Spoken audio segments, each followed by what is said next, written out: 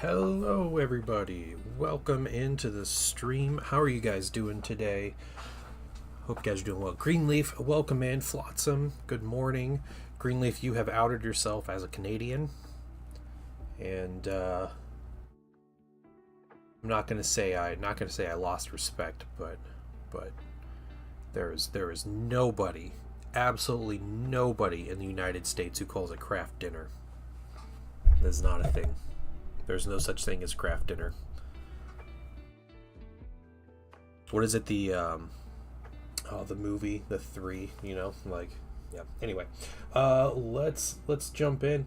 PaintingSon's going to be joining me soon, so he's going to come in. He's got some salamanders. He's going to paint. He's going to work on those, while I am painting or continuing to paint this little guy here.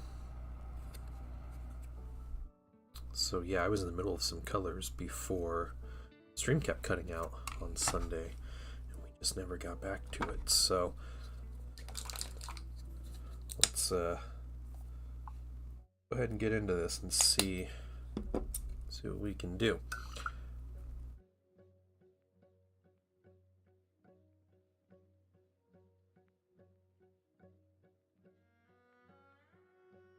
This color fit well. Let's see.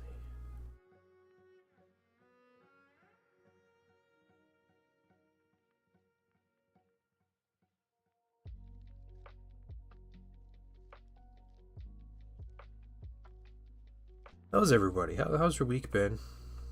Hope you guys had a good week and a good weekend this past weekend.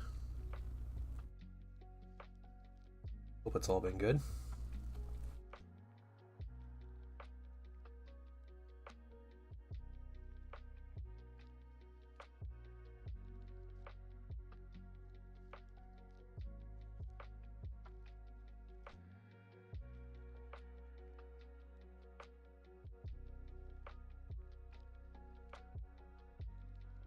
So we're painting this, and if I can finish this many today, my goal would be to start on some Thousand Suns from the Saturnine box tomorrow, which are ready to paint, ready for brushwork. So I'm really excited about that.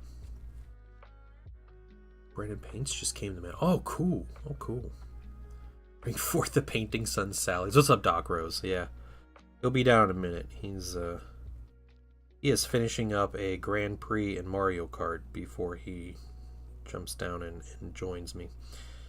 So, just letting him do that.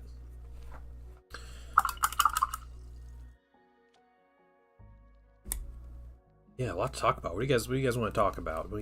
I never did get to really talk about my games. My first games of Horus Heresy. But I did play 3 games of Horus Heresy this past weekend. So I got some decent experience. I'm going to try to get another game this weekend here and just keep on. I got a learning day. I'm going to be teaching people how to play coming up, which is actually about a month away. We had to reschedule. We couldn't do it this month, but we're going to be doing a learning day. So I want to make sure that I am as much of an expert as I can be on the rules before trying to be an authority figure when it comes to teaching others. So that's what we're doing. PaintingSon is going to be painting a tactical support squad today. So flamethrowers, what they all have in very Salamanders fashion. He did get to test them out. The boy wanted to play Horus Heresy with me, so we set up a game of Heresy, and we played a little game of Heresy. And honestly, I was really impressed with how quickly he grasped the rules. He was understanding things. He was remembering and repeating rules. So like he was doing a really good job overall with just grasping everything. So it was a lot of fun. It was a lot of fun. And for me, it was less of like teaching a game. It was like half an hour of me kind of going over some rules in total, and then otherwise we were just kind of playing. So it was nice.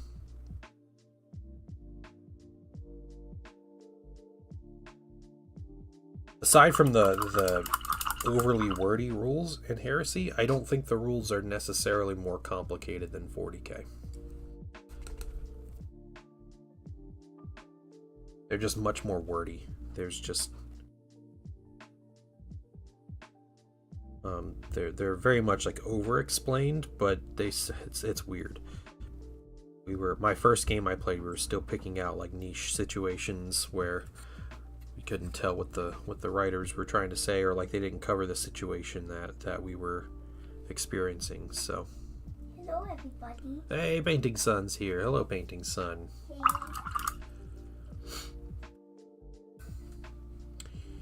You did a learning game via tabletop simulator. That's awesome.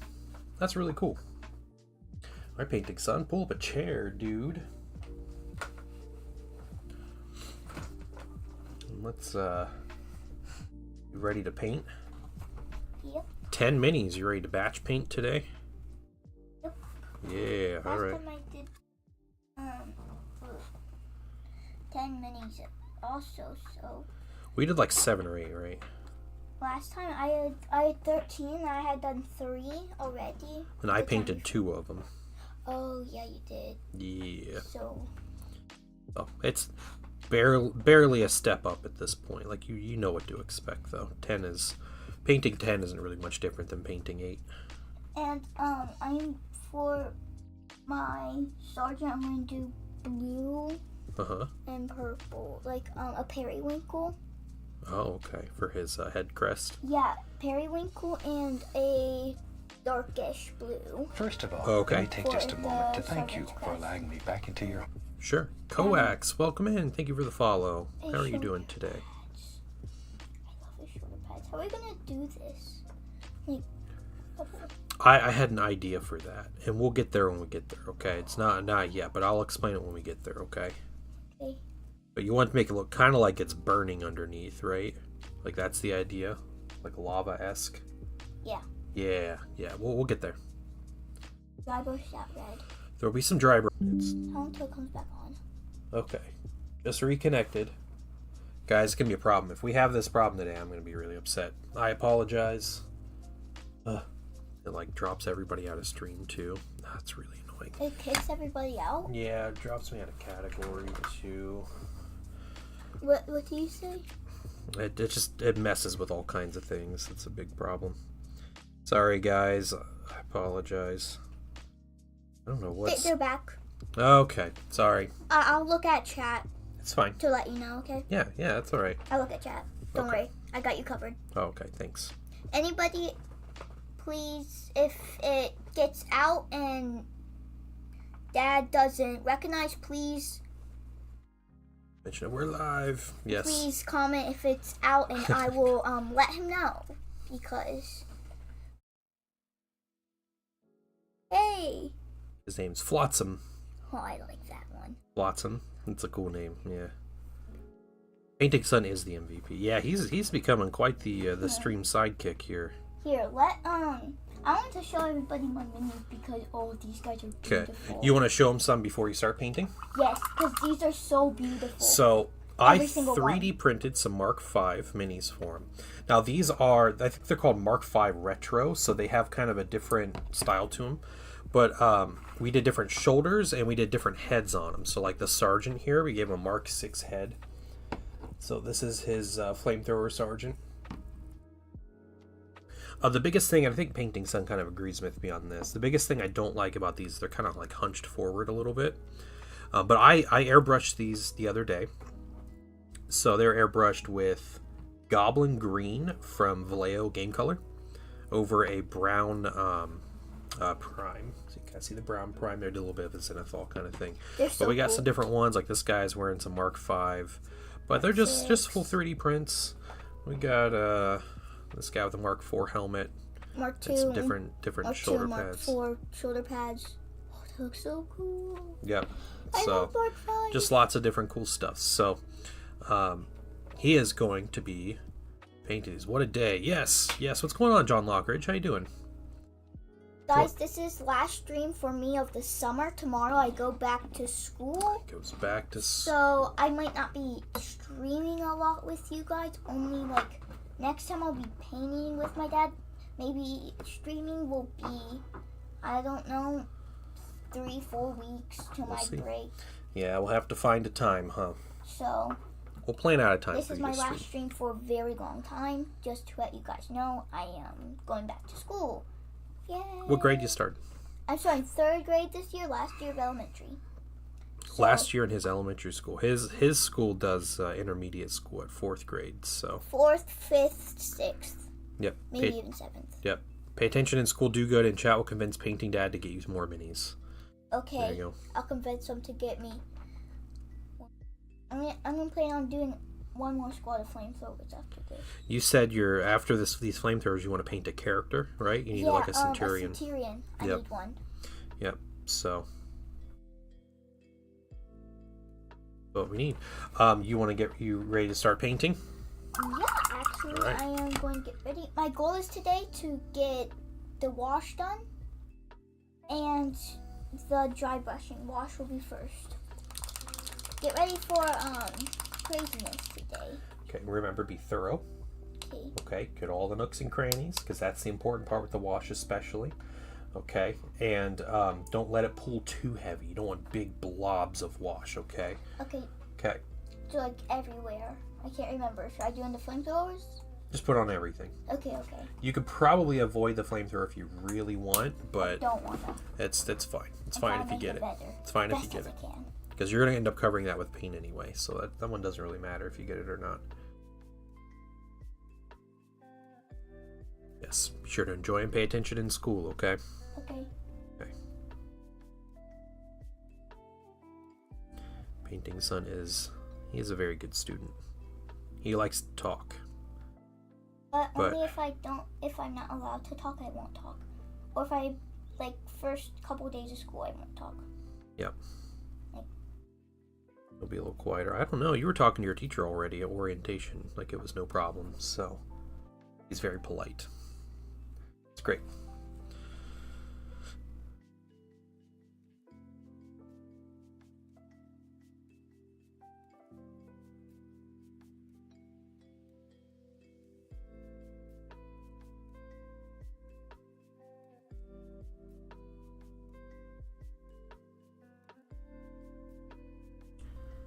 So yeah, what have you guys been up to this week? What's the exciting stuff? Anything fun happen? School's okay. All right, chill. You don't need to start that.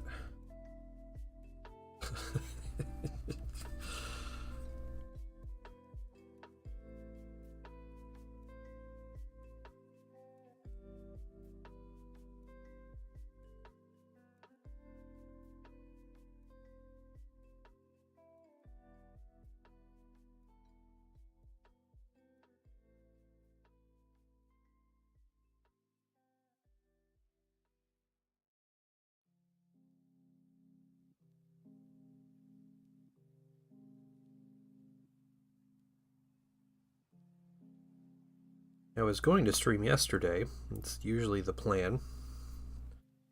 And ended up chilling with PaintingSon. We were just hanging out. We were reading books and talking and everything. And I was having too much fun. And decided summer's almost over. We'll find our time to hang out, right? Right, PaintingSon was nice. Yep, in Columbus. Taking a short trip to get out of town. Oh, cool. You come up with family or just on your own?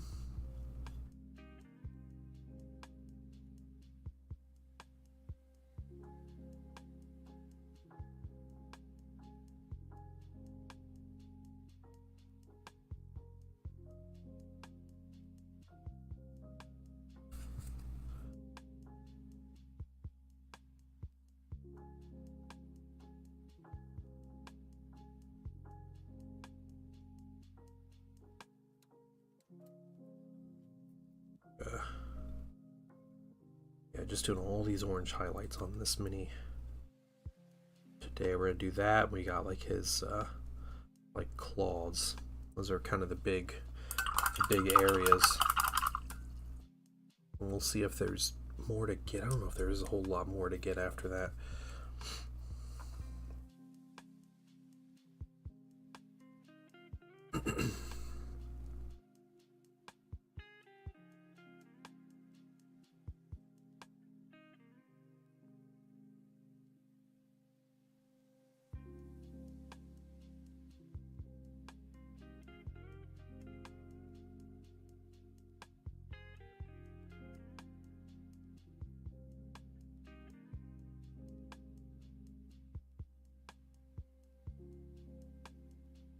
How's it going, PaintingSon? Good. Still on my first mini, about halfway done with him. That's alright. Each one after that will go a little faster. Just remember to rinse your brush after each mini, okay? Hey, use a big brush. Use that big blue brush. Don't use the little This brushes. One? The dry brush one? Yeah. Yeah, use that one. Okay. Just rinse your other brush really good, okay? Get all the paint out from it.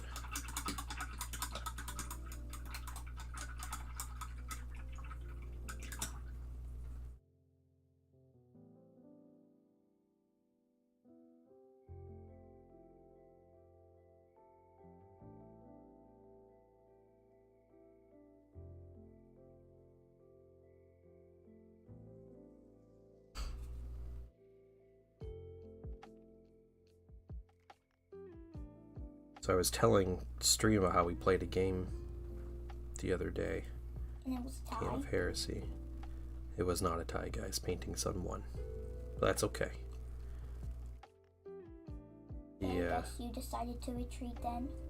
I didn't decide it. I was forced to retreat. Hey, My soldiers were routed and couldn't rally. They couldn't, like, come back to the fight. They just ran off. But yeah, we each had a tactical squad. We each had a centurion. And then we each had a different squad. PaintingSon took his flamethrower squad. And I took a unit of despoilers, which is like chainsword and bolt pistol wielding guys with like with no jump packs. So they're just power pack dudes, like normal foot soldiers. Tell them how the game went and how I crushed your despoilers. That's what I'm doing right now. Okay. Okay. Hey, let me tell a story. You're like, hey, tell them exactly what you're about to tell them. Do it. So let's see. I had first turn. I ran forward to get him, and then he stood still and shot at me with my bolters, and I did with the bolter squad and destroyed like yeah. He three. killed a whole bunch of them shooting. Like half the squad. Yeah, like half the squad shooting, and so I ran up to him and I was like, as long as I get the charge, it'll be good. I just need to charge these tactical marines. So I ran up to charge him. And I ended up failing the charge. So I was stuck in place. So then PaintingSon, his tactical squad, got a whole other shooting phase at me. Without moving because I was so in range. You were super close, yep. So he just stood still and shot me. And tactical marines get bonus dice when they shoot when they're standing still. So 3 dice per person instead of 2. Yeah. So he was throwing a lot of dice at me. So yeah, he killed the rest of my tactical marine or my despoilers, and then he charged me, which I just had the centurion left. And then we fought a duel, so that was really fun. It was fun fighting a duel. But we did that, and it was really close. I had the upper hand through most of it, and then he just like finished off my my centurion, just killed him. So tell them how so I'll tell them how. So he got 2 wounds on me the first 2 rounds. Then I hit him back twice. The finals, it was it close or was it? You didn't wound me at all the whole time because I already had suffered a wound on my character. Yeah. And it was just in that duel you did the was it the finishing blow thing? Yeah. And it was 2 damage, and you ended up killing me with just 1 hit. After we went back and forth, maybe 3 times? 7 times or so. It was a long duel. Hey, Greenleaf, I don't know what craft dinner is. You're too Canadian right now. So, craft dinner does not exist in the U.S. What's craft dinner? He's talking about craft macaroni and cheese. But in Canada, they call it craft dinner. That's cool. Yep. Man, I want to see what Canada is like one day. One day, I'm sure we will. I might do it on my own. That'd be cool. I'm not going to live there. You don't want to live there?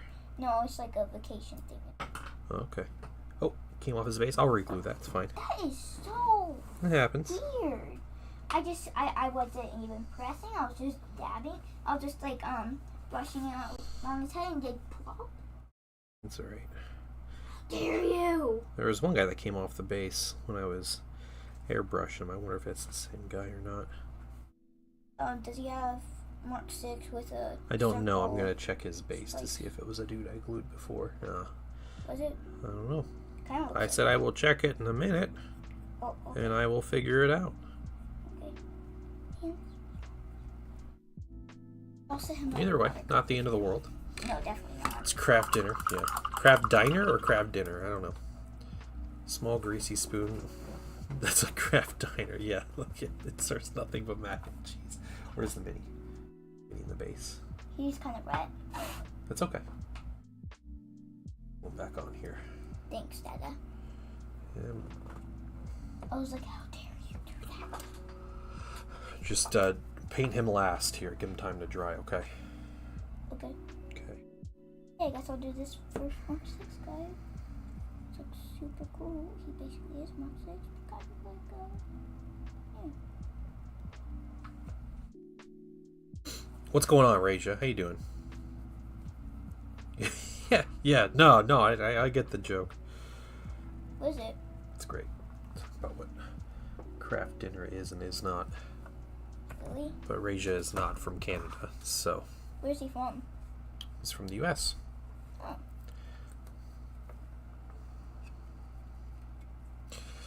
Okay.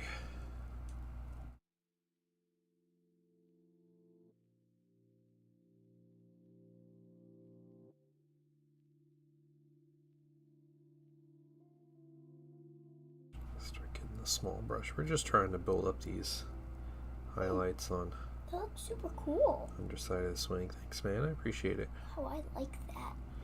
Me too. Really like this mini. Or Old War. The Old War. Old World? Yeah. Old World. Yeah, Sorry. yep. It is. I thought it's been so long since I've seen an Old World game. Yeah. Or since I've seen minis. Mm-hmm. Like at the guard tower or something.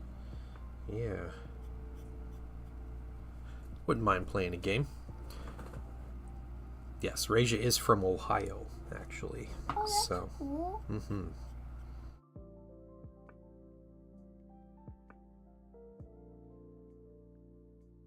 Fellow Ohioan. Yay. It's going to be hard to get the chest plates.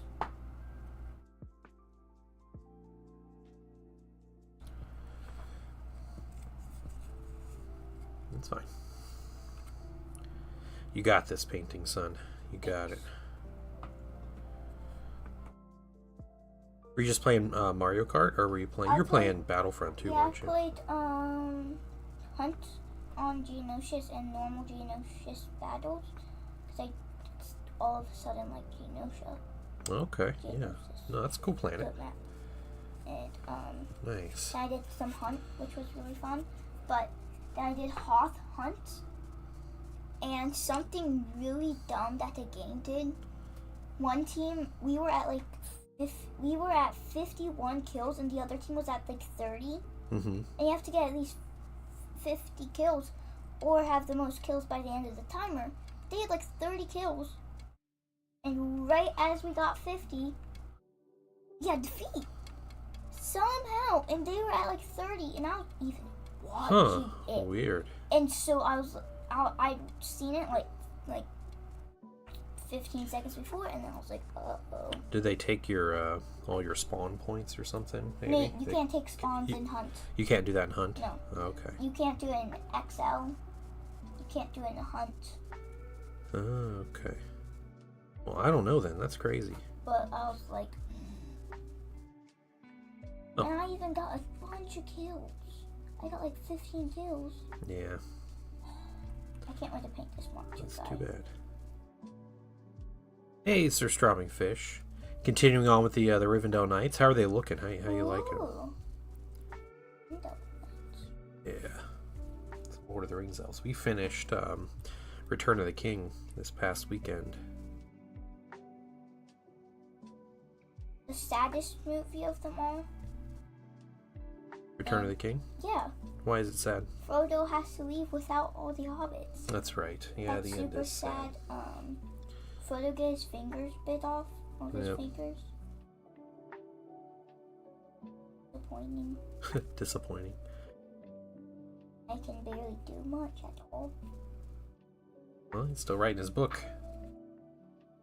Somehow. So, yeah. Very cool, though. Put some pics and dicks. Okay, sweet. About to call him done. Awesome. Awesome. That's good to hear. Congrats. We also watched yesterday, we watched Pacific Rim. I love that movie. I figured PaintingSon might enjoy that, because it's just giant robots fighting giant monsters. And the giant monsters looked crazily cool. Yeah, they were super cool. So did the big robots. Yeah. The robots were like crazy. It's so crazy how the triplet one died. It's just 3 cutters. It just got wrecked. It just chopped up the monster's chest and belly. Mm-hmm. And then they got like destroyed. Good job. After. Yeah. Hey, So thank you for the compliment. Appreciate that. I'm trying to work through this mini.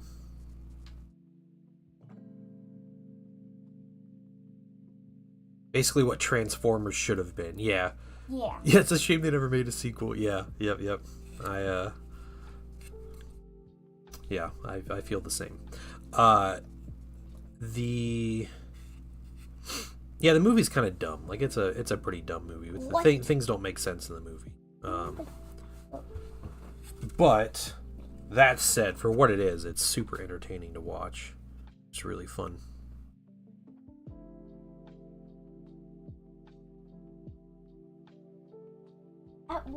After I finish my minis, I'm gonna let them dry for a little while, and then we will do some fun stuff.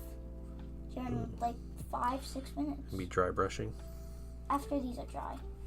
Yeah, you need to make sure you're getting all around the mini, okay? All the nooks and crannies with that wash. Alright? Okay. Okay.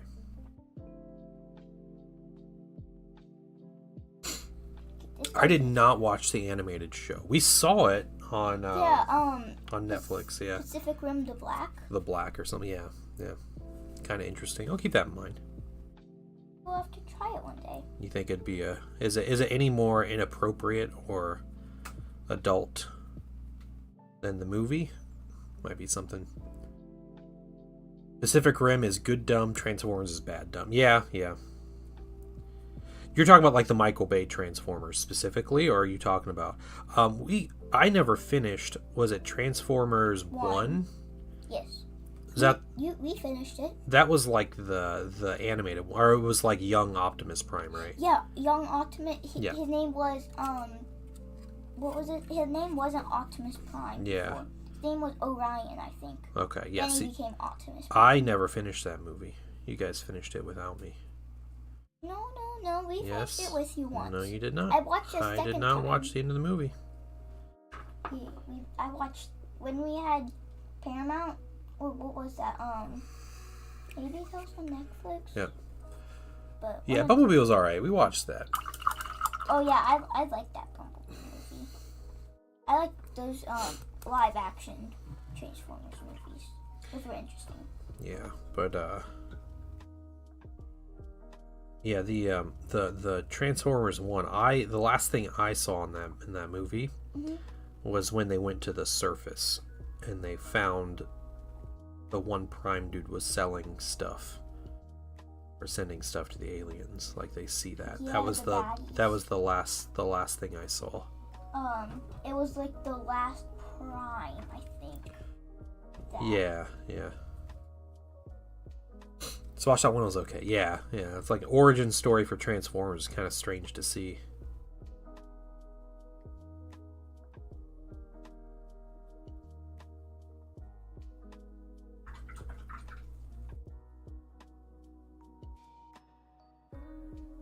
Yeah, I figured PaintingSon would like Pacific Rim. You gotta like it for what it is, though. It's not getting any in-depth things or a story that makes sense.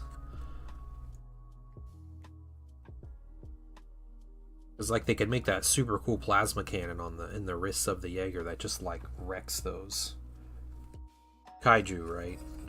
But What? do you remember Gypsy Danger has like the plasma cannons in his hands? The He just like zaps them, the like blue laser that he hits them with. Yeah, plasma cannon. Yeah. Yeah. I remember that. Like, why didn't they just give that to all the Jaegers and just shoot them from far away? Yeah, and why couldn't they shoot them from far away? Or like, you know, they go to fight the one in Hong Kong, and he grabs the boat to hit it with, and it's not until they're flying in the air and about to be destroyed that the lady remembers that they have a sword in their arm. Like, why didn't you just get the sword out in the first place and just cut the thing in half? Yeah, but she created it, and it had been like a long time before they built one, so maybe she just forgot. Right. Well, she shouldn't be forgetting stuff like that. But you know, you just go into the fight with the sword arms, right? And then you just cut, like he cut the one in half underwater, and you're like, yeah, it's awesome. Like if he just would have led with that, would have been a lot less. But it wouldn't have looked as cool because there would have been less like punchy stuff. Yeah, it's a very dumb movie, but it's still a great movie. It's a fun movie. It's just one that you don't think about the logistics too much. You know, you just enjoy it for what it is, and I'm cool with that. I'm totally fine with the movie being like that.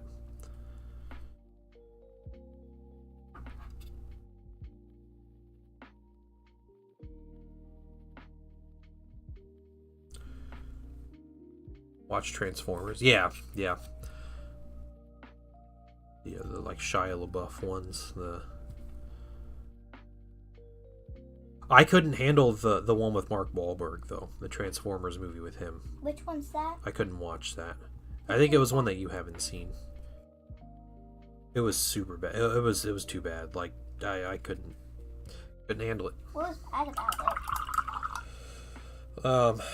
The thing that bothered me. One of the things that bothered me the most was the main character is a guy, and he doesn't have a job or anything. He lives on a farm, and he just calls himself an inventor. It's like, cool, you invent things, but like whenever someone talks to him, he just like, I can't do that. I'm an inventor, and he just keeps saying he's an inventor. You don't do that in like movies. You don't just tell everybody what you are the whole time. It makes it. The guy that invented Transformers? Good. No, he didn't invent I don't even know what he invented, but he just calls himself an inventor. And that's just what he does the whole movie. What's up, Tuvon? How you doing?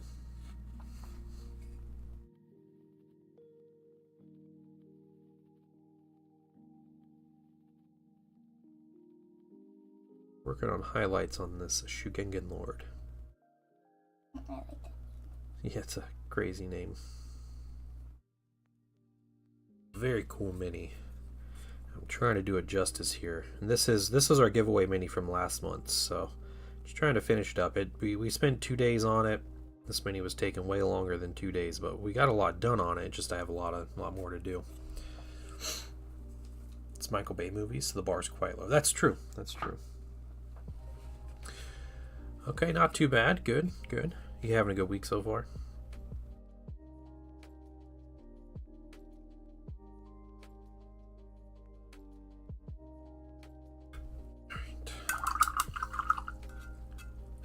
Thank you, Sir Storming Fish.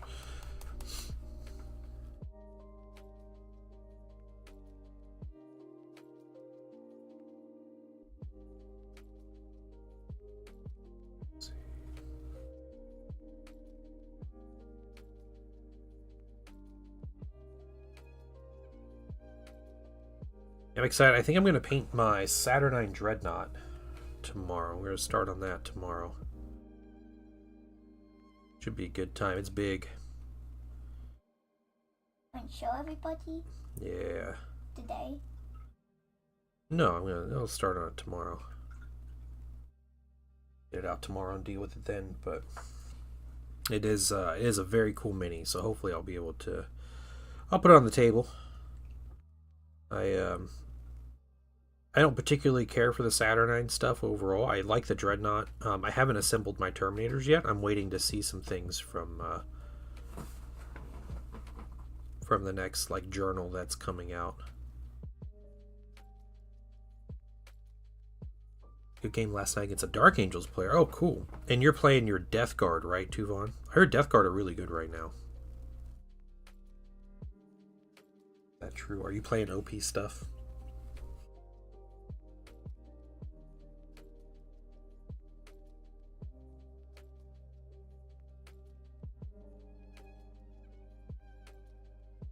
Isn't 40K due for a balance pass here? And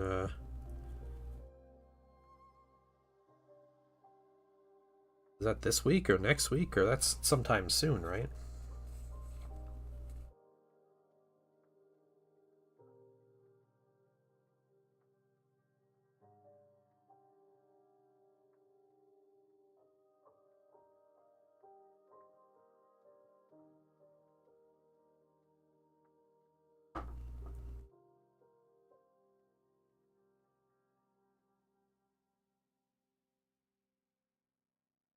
Okay, nice detail on those scales. Let's see if I can't get a little bit more. We're using this orange yellow, just pure orange yellow here.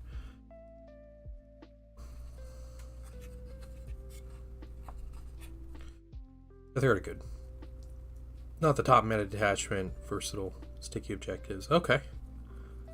Oh, cool. All right. Nice.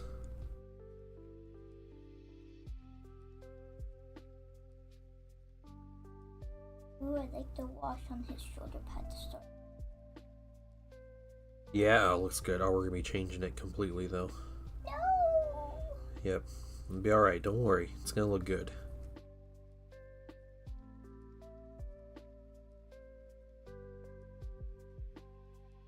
It'll be a while though. Yeah, it'll be toward the end of the whole process.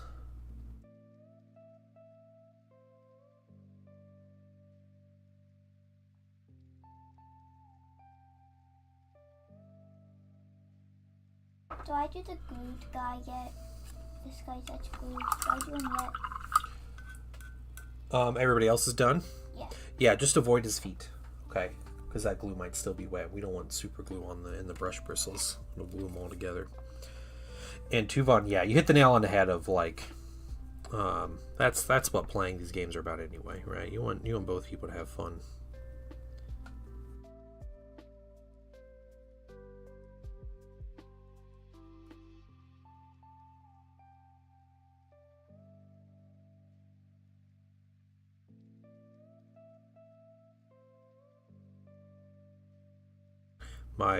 My local 30K group is in an interesting spot. I've noticed where as this group was coming together with 2.0, the edition had been out. People kind of picked out like what's good and what isn't really quickly, and so it was pretty easy to determine like, hey, yeah, this is good, this isn't. Like, don't bring this. It's okay if you bring this. Like, ask your opponent before you bring this. The whole thing. We kind of don't know. So it's hard to be sure what's what right now in with the new edition. So it's been a weird like tiptoe of like, this seems really good. Should I bring it or not? And you're right. You finish. Yeah. Finish your washes. Nice. Okay. I'll dry brushes here in a couple minutes. You want to go take a break? I'm actually gonna stay down here with everybody because this is super fun. Okay. So, anybody want to do who would win? We'll do who would win in a little bit, okay? But yeah, so we're trying to figure out like what's the things that feel good to bring and what doesn't. So everybody's kind of like working out what sounds really powerful, and they're like, well, if that sounds really powerful, should I be bringing it? Because normally with Heresy we try not to do that.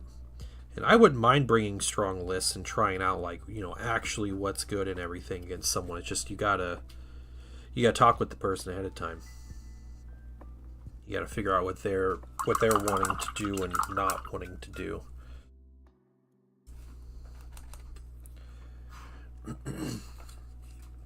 So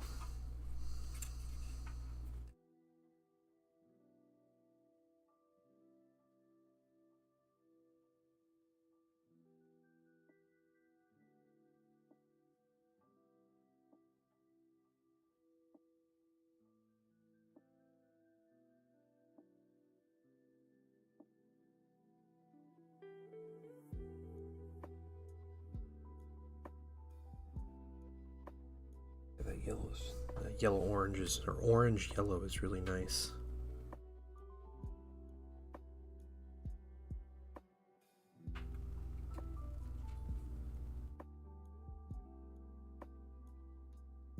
On everything, it'll be difficult on the wings. Get there. I might go one stage brighter, we'll see.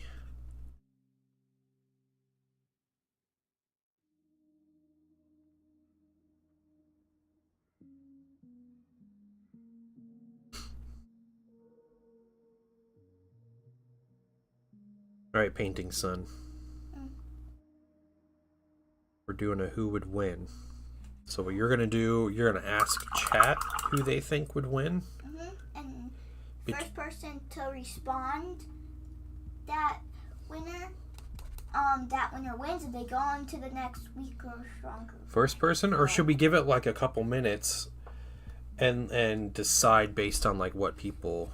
First person. What people? Just the first person? Yeah. Well, that's gonna make it really quick. I want to hear people's arguments as to like why something would win. Oh, I get ya. I get you now. Okay. Let's see. Who would win, Transfigurated or Demon Fulcrum or Demon Lorgar? Demon Fulgrim or Demon Lorgar? Yeah. Okay. I mean, it's never going to be Lorgar, in my opinion. He's a wimp. Demon Fulgrim, Demon Lorgar. Don't say that to everybody who plays whatever his Word bearers? Yeah. They all know he's a wimp. He's the lamest part about their faction.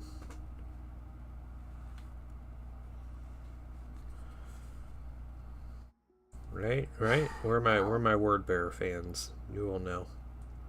I'm a word bearer fan, and you're not. You're not a word bearer fan. I am, but I just don't want to play them. They're like my third favorite, and I like Lorgar Transfigurated especially because Lorgar has a plot armor. He has plot armor. Fulcrum wins hands down. Huh? He strives for perfection, and Lorgar sucks. Yep. Means Erebus, yeah. Erebus fans. I hate Emperor's Children. Hey. Chill, dude. Emperor's Children are lame, too. But that's alright. Emperor's Children are lame. You legit love Lorgar? Yeah. This time, I'm with you for Emperor's Children. Shit, I got a who would win for you, PaintingSon. Ooh, okay. What is it? Who would win? Pre-Heresy Lucius or Sigismund? I have no idea who those people are. I don't think he knows who those... Pre-Heresy Lucius. Lucius? Nah. Vulcan will win for the win? Fulgrim. No, it says Vulcan. Oh, Vulcan for the win? Oh, okay. Oh, I said Fulcrum. Fulgrim, sorry. Fulgrim. That's okay. But yeah, whoever wins is going up against Vulcan next. Yeah, he doesn't. It's definitely transfigured Fulgrim would beat Lorgar in a straight up fight. Lorgar doesn't win any fights with anybody. Okay, then it's normal Fulgrim.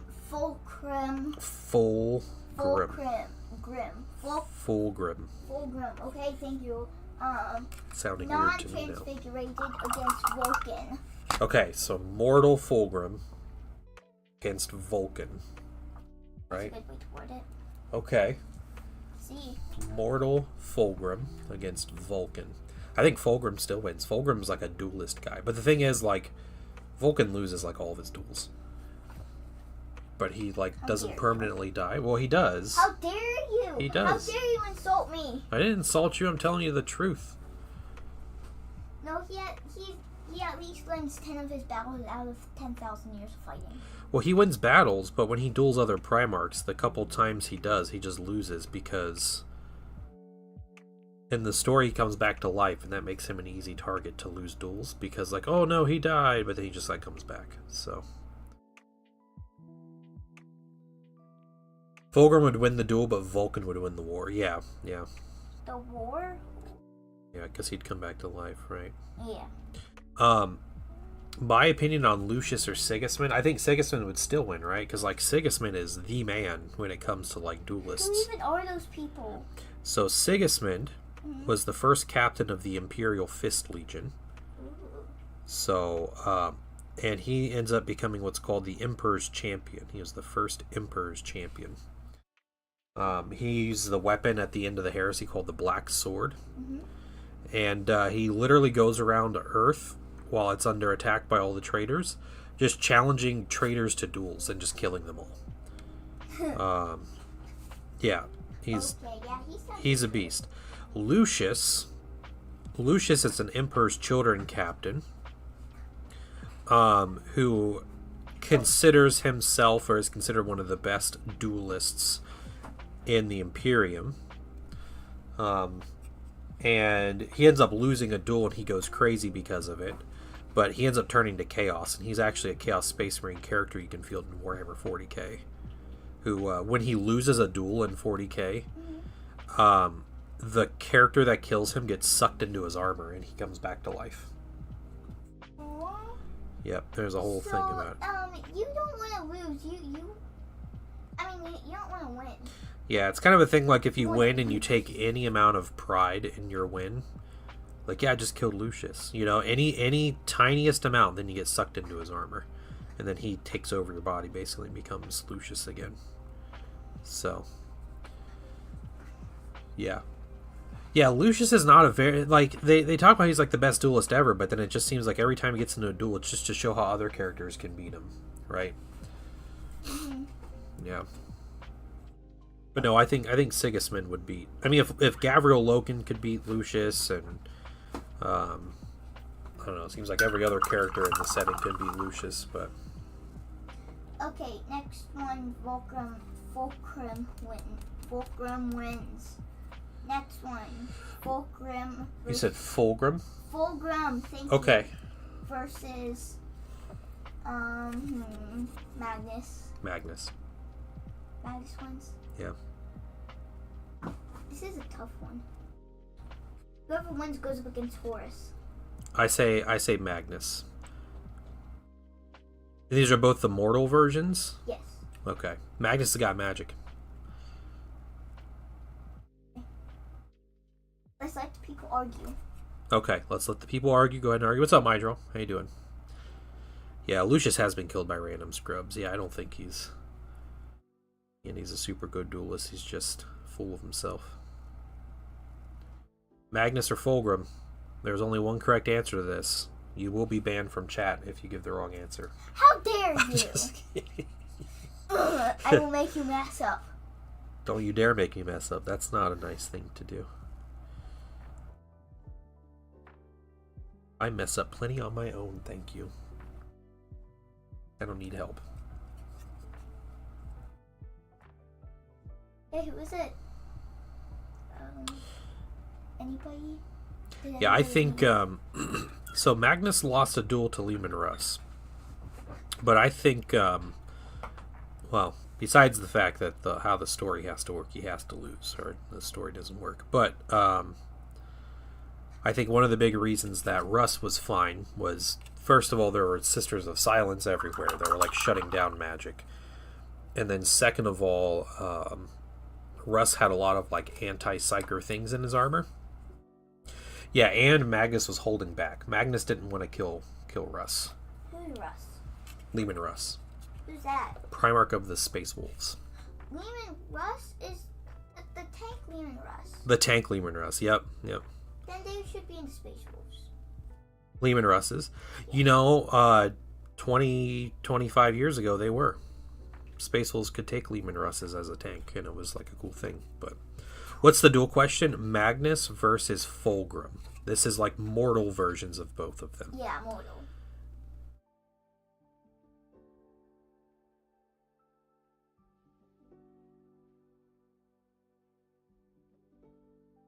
Yeah, I'm still thinking if they're both going for the kill.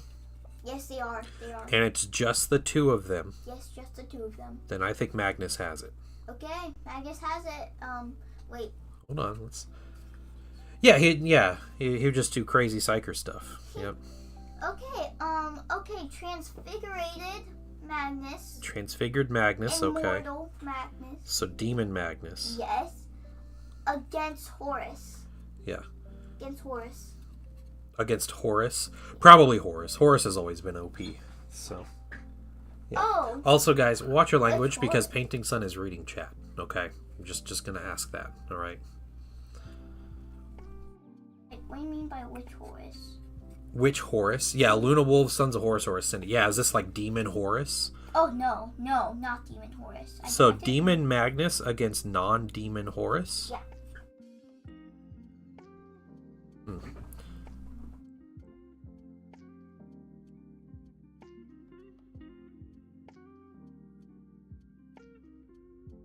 What? No. What? Nothing. I think Magnus beats any other Primarch if he isn't holding back and there are no nulls around. Yeah, that's... With the way they build him up to be, I think there's a good chance that that's kind of it. But, you know, I don't just want to fanboy on Magnus here. Because he literally could just, like... There's a story, and this is one that always, like, stuck with me. A story from 1,000 Suns. With, they're on this, like, planet, and they're fighting against the Word Bears, 1,000 Suns, and Space Wolves, and they're attacking this city.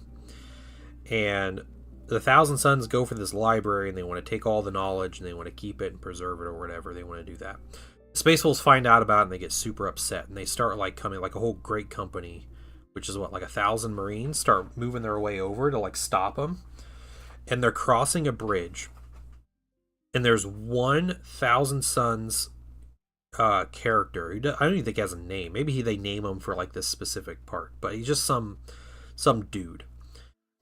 And he stops the entire 1,000 Marines in their tracks by heating up their blood and starting to boil their blood. How does he do it? Psychic powers. But he is doing... Thinking about it? Yeah, he was using his powers. Now, he ends up freaking out and like turning into a big chaos spawn, but that's because he's holding back his powers. Because he spent so long holding back his powers so he didn't kill him, so he was just stopping them, that he ended up turning into a chaos spawn. And I was thinking about that, like, if this dude were to just do what he wanted and just killed all of them, like he could have killed all of them. You know, just like a casual 1,000 Space Marines that he would kill. Just some random 1,000 Sun using his powers. And, you know, like if that guy could do that, how much more powerful is Magnus in this situation, you know? Probably Magnus would win. Yeah. Who would win depends on the author. Yeah, that's true. Yep. Still fun to talk about. Okay, then Magnus. Okay, Transfigured.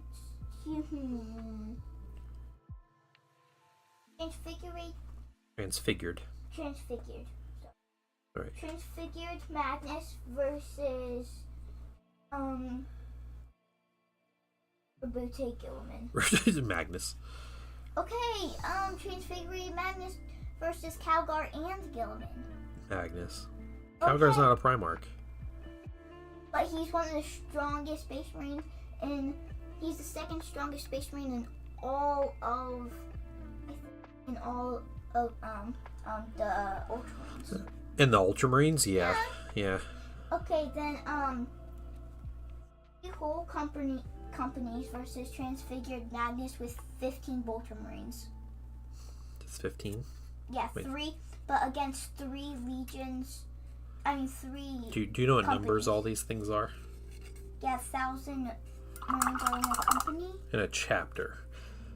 The Space Wolves do companies and stuff different, but so a company of Space Marines is normally 100 Space Marines. Okay, 15 companies of Space okay. Marines versus 200 bolters plus Transfigured Magnus. Transfigured. Transfigured. Oh, I don't know. See, that becomes more difficult because it's like, you know, what's all the context? You got to set up like the whole thing. Okay, then. To see. But all the guys on the 15 companies have rather flamers No, not flamers. They're all bolters, or or a bolt pistol and a chainsaw.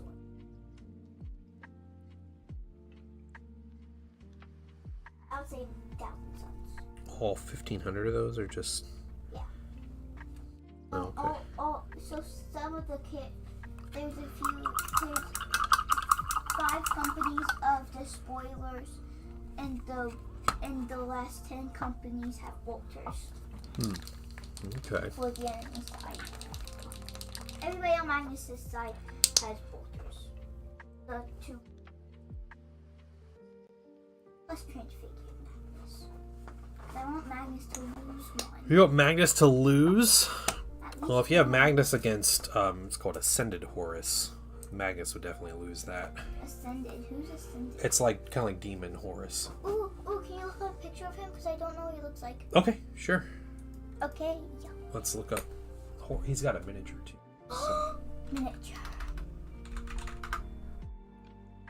we'll look him up because there's 2 Horus miniatures. Horus.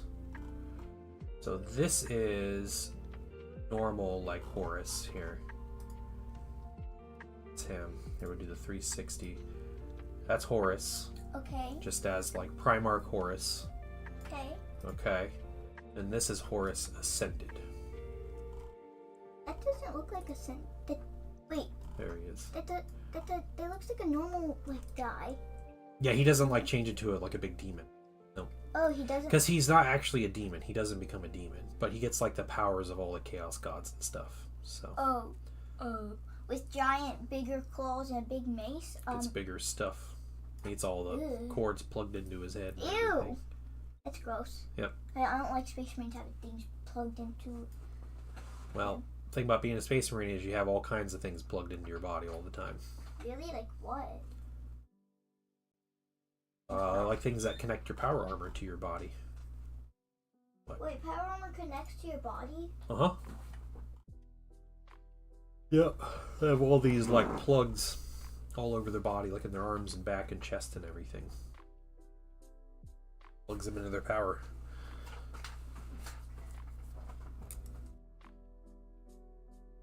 Alright.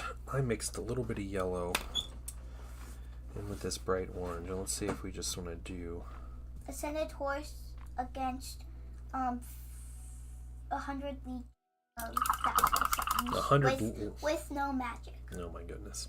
Who? 100 legions of 1,000 suns, probably. The 100,000 died? So, ThePaintingSon, who beat Horus Ascended? I don't know. It was the Emperor. The Emperor beat Killed him, yeah. And killed him? Yep. Ho ho ho ho. There was someone else who fought Horus Ascended and lost. Sanguinius. Sanguinius was one of the strongest fighting Primarchs, and he actually killed, let's see, right before he fought Horus, he killed Angron, which Angron was a demon, so he doesn't die permanently, he just goes to the warp and comes back later. But he killed Angron as a demon. Then Sanguinius killed a Bloodthirster, which is a greater demon of Khorne. Killed one of those right after, or he did in one order or another. I can't remember who he killed first. And then he immediately went up, and then he was super wounded, and he found Horus, and then Horus killed him. You really shouldn't have done that, buddy. Yeah, and so that's why Blood Angels go a little crazy now, because they get visions of Sanguinius's death. Yep. Now I know why the guys the spoilers, but they're in black and they're called Death Company. Yeah. Yeah. That's why they're like where's Horus? Do they talk about Horus in their? No, but they're like we challenge you. They kill anybody in their path. Yes, and then one of the Liberian Dreadnoughts say, for the Lord and for something, and then you just see him just stab somebody, and he's I can't remember what he says, but he said something nuts. Yeah, So so like that. Thank you for telling me that. Now I know. well, there's more to it. Oh. So every blood angel, Mhm. eventually, it happens where they start getting visions that they are Sanguinius. Oh. And that they're in the last hours of Sanguinius's life. So they're going on to Horus's ship to fight Horus. So they start thinking that they're Horus. Or that they're Sanguinius. And they're trying to find Horus that will, and kill Horus. Even though they always die. Like, that's kind of what happens. It happens to every single Blood Angel eventually. And, it's called the Black Rage, is what they call it. So when it happens, Blood Angels chaplains, it's their job to get these Blood Angels suffering the Black Rage and to like get them under control. And then basically what they do, they paint their armor black and they give them some weapons and then they go send them into battle. So that they can die and they wreak all kinds of havoc before they die and they kill a bunch of stuff. But then the ultimate goal is for them to die in battle. They don't always die in battle, and if they don't, there's actually a dude whose job it is to kill them. Do the dude mostly die? Yeah, they mostly die. There's a guy called Astorath the Grim who carries around a big executioner's axe, and if they don't die in battle, it's his job to kill them. That's so crazy. But they all see Horus. That's what they do. They have visions that they are Sanguinius, and that they're trying to find Horus to kill him. And so it happens to all the Blood Angels eventually go through it. People who are Blood Angels fans just probably learned. Blood Angels fans already, that's pretty basic Blood Angels thing. If you're like... I like those guys. Like, they're really cool. Like normal jump pack guys in the game just have pistols and chain swords. Same with those guys, but they go ham. Yeah. Like I went up against a sentinel and they just did pow pow. Okay, nothing. Get chain swords down, and destroy the entire thing. I'm like, okay. So I try to get at least 2 squads of them every time. Yeah, they're really cool. Another cool thing about Blood Angels is their chapter master. His name is Dante. He is like over 1,500 years old. Wow. He's the oldest living space marine. Oh. And he has never succumbed to the Black Rage. It's never happened to him. No way. And so he's been the leader of the Blood Angels for so long, and it's just like everybody's just confused as to why he's never suffered from the Black Rage. Oh, how has he never suffered? I mean, he was... Yeah. Like I said, it happens to all of them eventually, and so he just expected that it's going to happen to him, and it just never has. First ever space marine, like, Sanguinius was a thing, and he was... So, after Sanguinius dies, he should be having the Black Rage. Well, Sanguinius is already dead. I know, but, like beforehand, you can't have it. Before Yeah, but Sanguinius died 10,000 years ago. So it was a long time before Dante was ever born. Yeah, there's another guy named Mephiston. He's the chief librarian of the Thousand Suns, so he's a psyker. He went through the Black Rage and lived. Whoa. And he overcame it, so he's like all good now. Whoa. They didn't kill him at the end of it. And he kind of got better. And now he's like super powerful. Because of it. Black Rage? Yep, he's the only one that went through the Black Rage and came out the other side. They never found him. Oh, really? Oh, before he came back, yeah.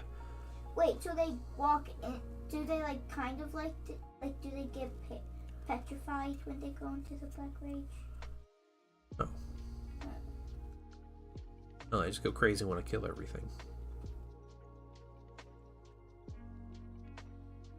Not like a video game, but it's happening for real. Yeah. Did he kill Horus in the Vision? That's a good question. I don't know. Did anybody kill Horus in the Vision? That would be a really excellent question for a maybe someone who knows more about yeah, he kills Horus. He's like, oh, okay, that was cool, and then he just gets out of the Black Rage because of it. perfect way of thinking about it. Goes up, backstabs him, cuts his head off. Yeah. Two missing Primarchs enter the lore. I don't think they'll ever do the 2 missing Primarchs, but I mean, I hope they just expand more on the actual Primarchs that we have, because still a lot of them are pretty bare bones on their lore, like Khan and Ferrus Manus. It'd be good to have a decent writer write something about Ferrus Manus, so we don't just have to hate him all the time. But what Primarchs died in Horus Heresy?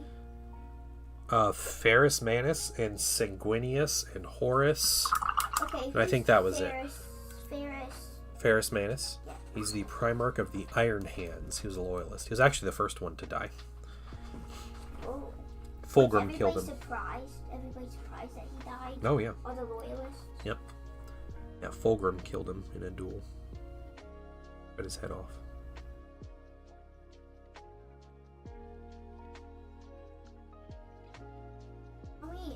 Is it like split half and half with traitors and loyalists, or anybody had less?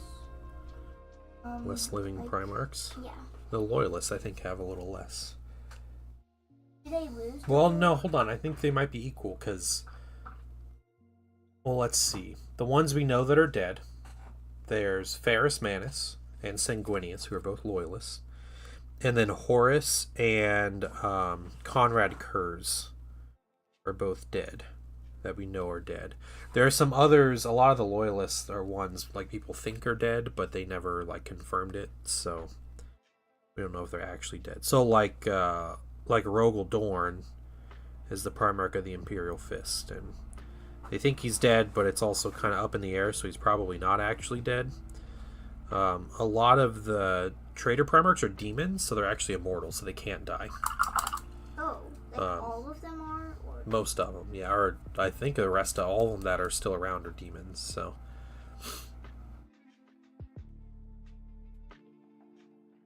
okay. What Conrad Kurz would look like demonized. Well, he's dead, so... Yeah, but if he wasn't, that would... Yeah, they recovered one of Dorn's hands. Who's Dorn again? Rogel Dorn. He's the Primarch of the Imperial Fists. They recovered one of his hands? Yep, they have one of his hands, He's but... probably dead then. Well, I don't know. Probably not, if they just have a hand.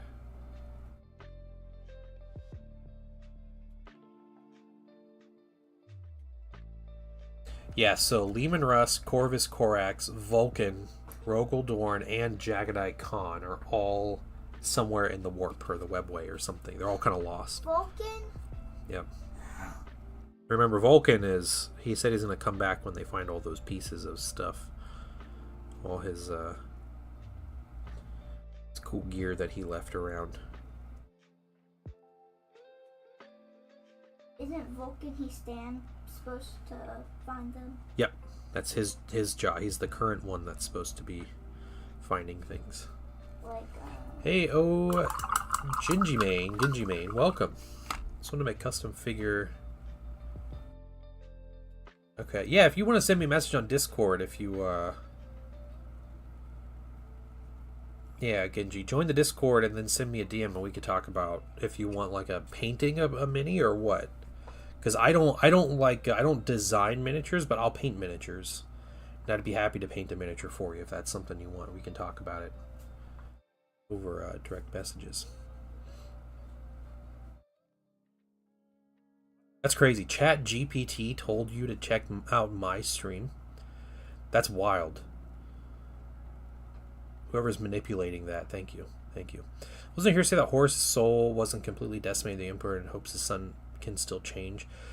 I don't know about that, Flotsam. There might be like yeah, there might be like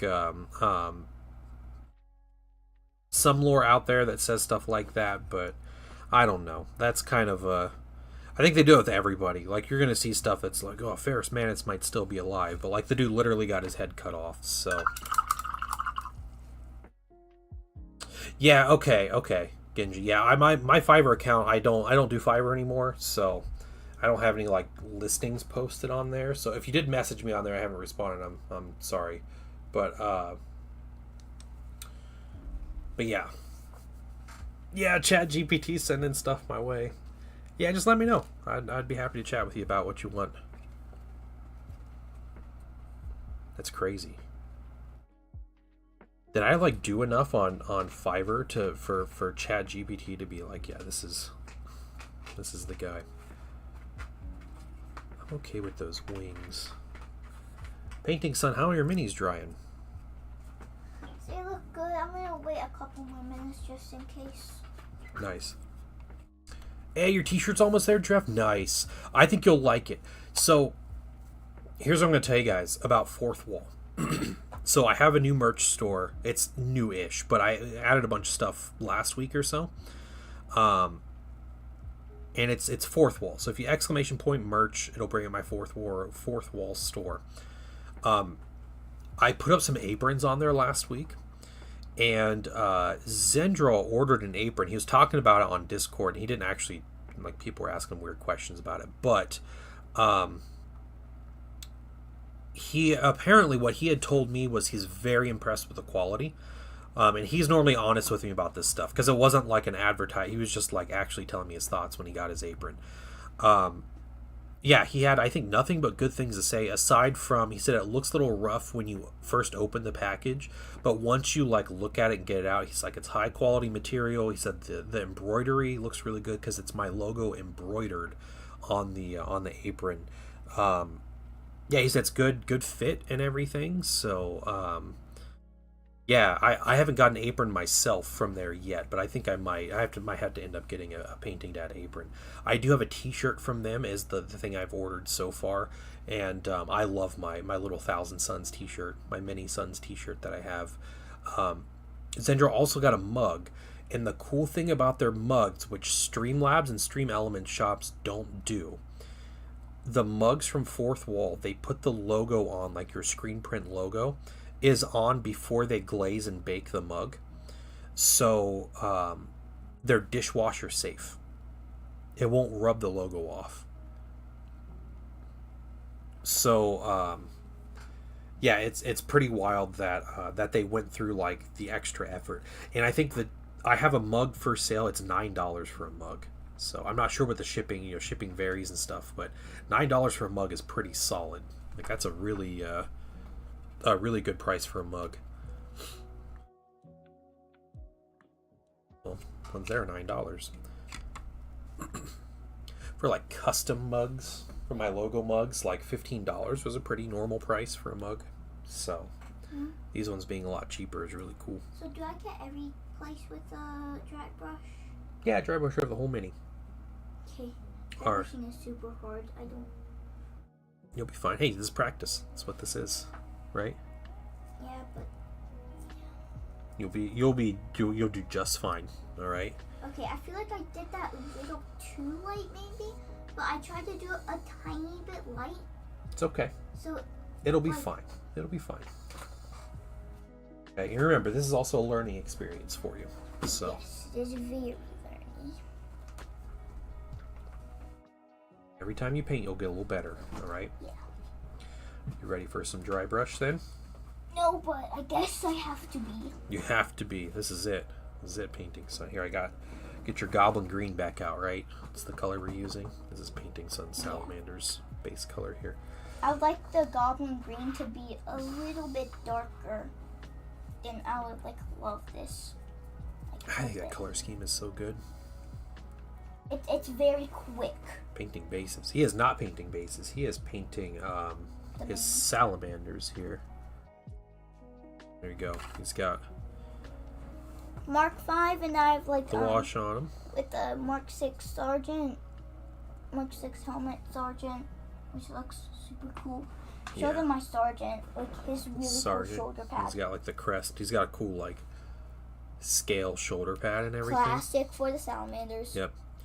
ThePaintingSon has not painted bases on his minis yet, but we'll get there eventually, right? We'll get there in maybe a year, maybe. Okay, and you have your dry brushing paper, and this is a good dry brush, okay? Yeah, and okay. That's why I like Go. So I just like wipe up a bunch on here and then like Gently, remember, very carefully and gently go over it. And you kind of work the brush around. Remember So I get a little bit on there. Do that and then I Onto the other one. Work it in. Okay. Now very gently. Test it on myself. Test it on your hand. If you're getting like solid lines, yeah, like you kind of are, so like work it a little more. Okay. It gets a little better? Yeah. Okay. So very gently start going back and forth and around in circles and everything. And so you're like trying to dampen, trying to darken the wash. But not in the recess. Remember, just trying to get the areas that are sitting above. Okay. Okay. So I need to remember what color I used on that. I think it was.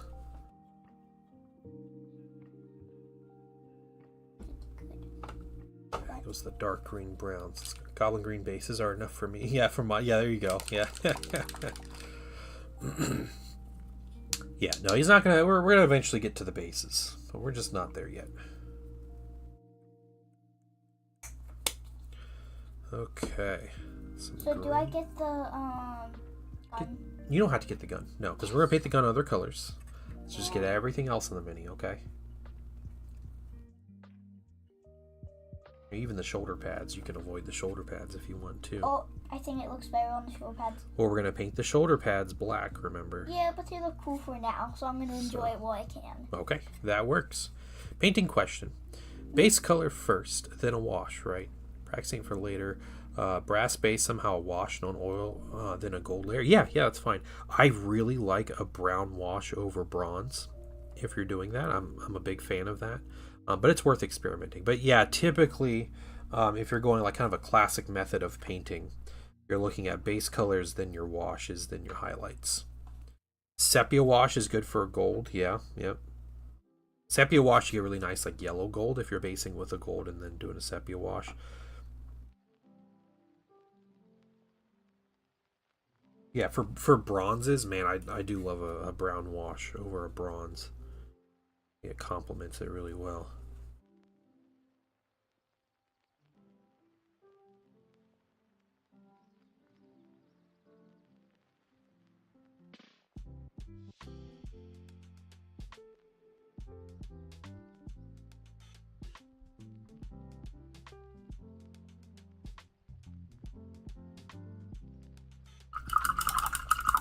Don't have black primer for the gold scheme. Yeah, gray one works. Gray can work just fine with that.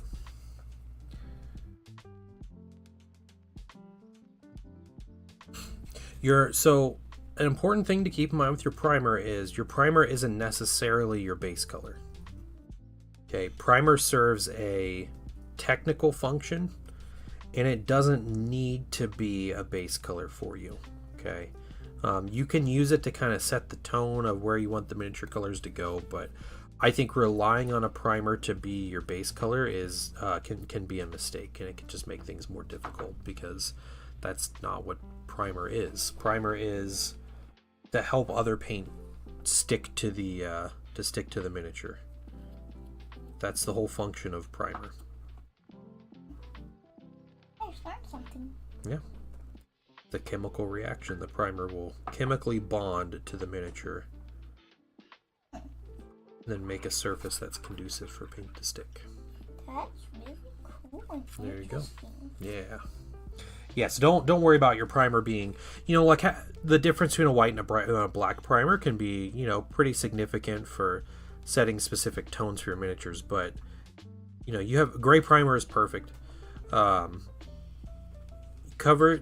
Use a thin coat of primer always. Never do thick coats of primer. Because again, it's serving a function, it's not there to be a base color. But then cover it with the base color afterwards. Waiting for a recast I ordered? Oh, nice. Okay. What did you order? What mini?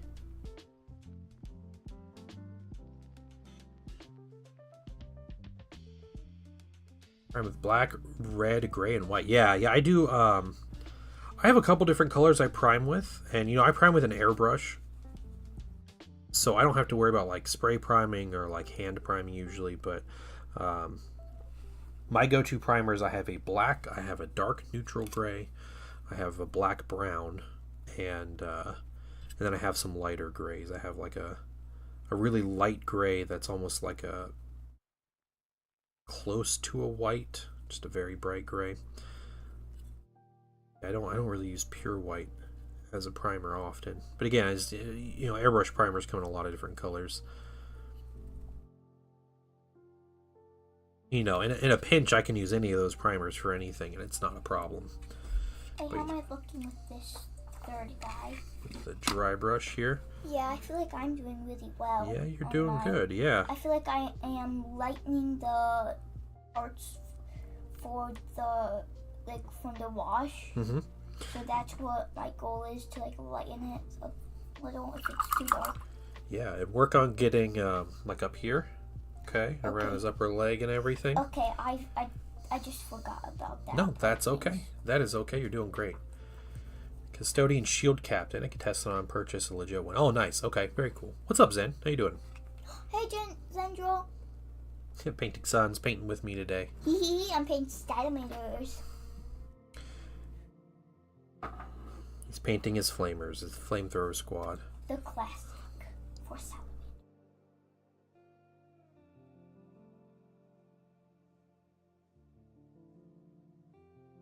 Oh, I didn't even see the little. He loves the hand flamer. Yeah, he's a big fan of it. Me and Dad did a game the other day. Tell Zenjo about the game. We played crazy. Heresy. Yeah, Painting Son's played more New Edition Heresy than you have, Zen. I played one game. Yep. I destroyed Daddy. We're doing an elimination game where we have to kill everybody on the other team. Just a little amount of points. I crushed him with those flames for such a little time. Mm-hmm. Your bolt guns did a ton of work. The tacticals. So I had Centurion. I didn't actually paint one, but like a Centurion that I painted from a little while ago. Anybody remember the Thousand Suns Centurion? Yeah, the one that he painted. Yeah, I used that, but pertaining to Salamander with Power Sword with a shield. So I challenged Dada Centurion after I destroyed his entire Despoiler squad. So I challenged his Centurion. Yep. The Centurion, it was crazy. Yeah, we fought a challenge, which was a lot of fun. It's and I haven't fought I haven't looked into all the gambits and everything and got into the rules super deep with the challenges, but it was fun. It took us 6 or 7 rounds. But we both had power swords, so just fishing for sixes to kill the units and everything. But it's cool. Yeah, I'm my 3 games I've played. I think I'm convinced that Tactical Marines are the way to go. The way to go. They're really good. Oh, the way how I just sat still for 2 turns straight, just destroying his Despoiler squad. That was my favorite part of the game. Hilarious. Definitely think Despoilers are not the way to go in the new edition. I don't think they're super good. No. But the way to make them good is you put them in transports. Yeah, then you just go up super close and just whoosh, whoosh. Yep. Chop everybody down. I built some more tacticals. Nice. Working on a Vampire Blood Bowl team using Drukhari Scourge Bat Wings. Yeah, that's super cool. That Scourge kit's incredible.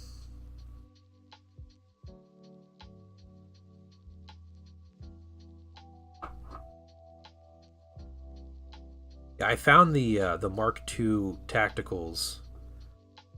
They're just as easy to work with as the Mark VI, but the set isn't laid out as well, which is unfortunate. Yeah, the Mark II looks good, doesn't it? It does. Wait, do the Marks have their own thing? Own rules? Yeah. No. good. With the power armor. So the power armor marks, all the rules are the same for them. There's no different. It's just like different looks.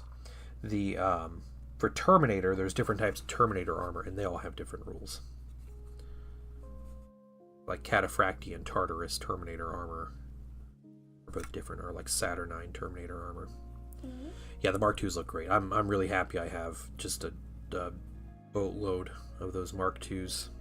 Of like the Mark II. The new ones. Yeah. Yeah.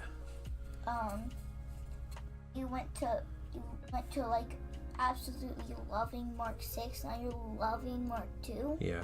I mean, I like most of the armor marks. Yeah. Mark II is probably Mark III. I think is still my least favorite. I like Mark II, Mark III, then Mark V, then Mark IV, then Mark VI. Yeah. Okay. Yeah. That's what I was hoping for Mark V. What's it going to be? Legs crossed, mid-step pose in this kit. Yeah, it's the same. It's all the same poses and everything. What I started doing with mine, the ones I put together with bolters, was, I don't know why I never did this with my Mark VIs, but I'll alter what arms go on what torso. So I currently have 20 tacticals assembled for the Mark II set, and all 20 of them are different poses. So, ooh. Hey, Culture American, what's up? Hey, starting out with a joke today? Oh, yeah. Mm-hmm. Where are the jokes? Bring the jokes, man. What are you doing? I don't get any of them, so it's no use working on me. Yeah, I do like that walking pose, though, that particular one. I think it looks cool. I like my favorite pose is rather like bending knees, kind of like this guy. This is a great flamer pose. Oh yeah, just like bracing himself to and like stand there and shoot. Holding strong. I like that pose for flamers. Yeah, nice. And then I like the guys that are aiming like this to the side for bolters. Those are best. Nice. Hated it. Yeah, that's fair. I like the variation. I like the variation in the poses.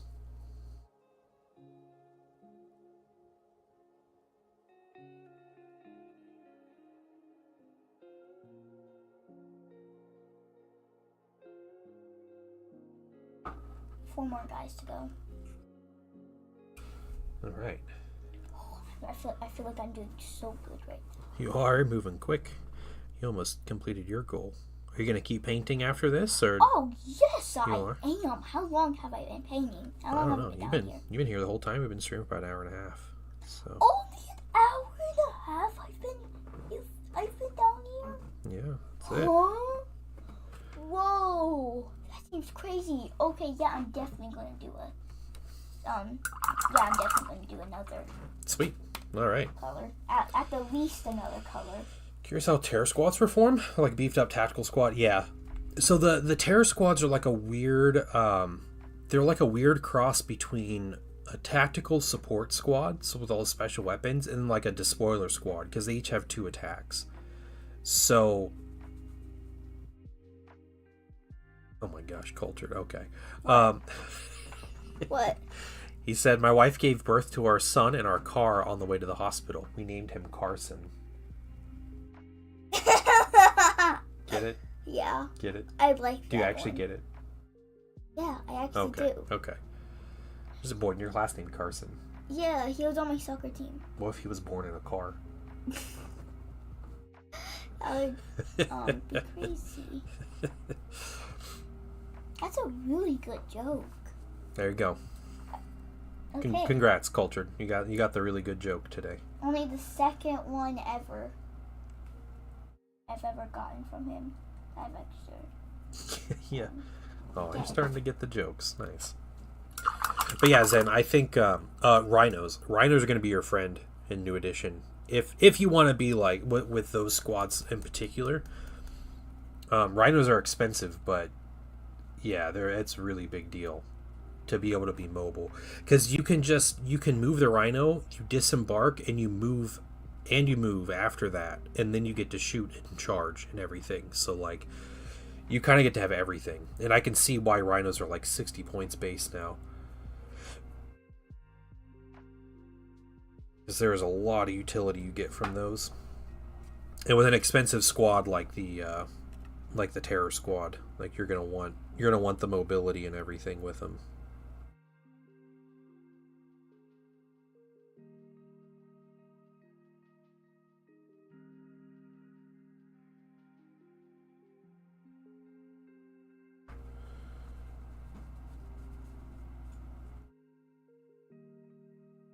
And it's covered in green from dude. Look at my hand. That's okay. I like it. It's you, Mr. Painter over here. Mr. ThePaintingSon. I'm sorry. What? What? Mr. Salamander Painter. Yeah, that's Thank right. you very much. That's right. Yeah, no, the terror. Does Kurz give him line? I know he gives them like they all get the prime. They become like prime slots, so you can make them give them bonuses and stuff. But yeah, I think at the end of the day, though, Zen, just like 1 or 2 tactical squads is going to be so important, no matter what. Because that line 2 is huge. Like, it's such a big deal on the objectives. It's just like turn 1, you're just getting points on those objectives. And having those 2 extra points every time you do that is a really big deal.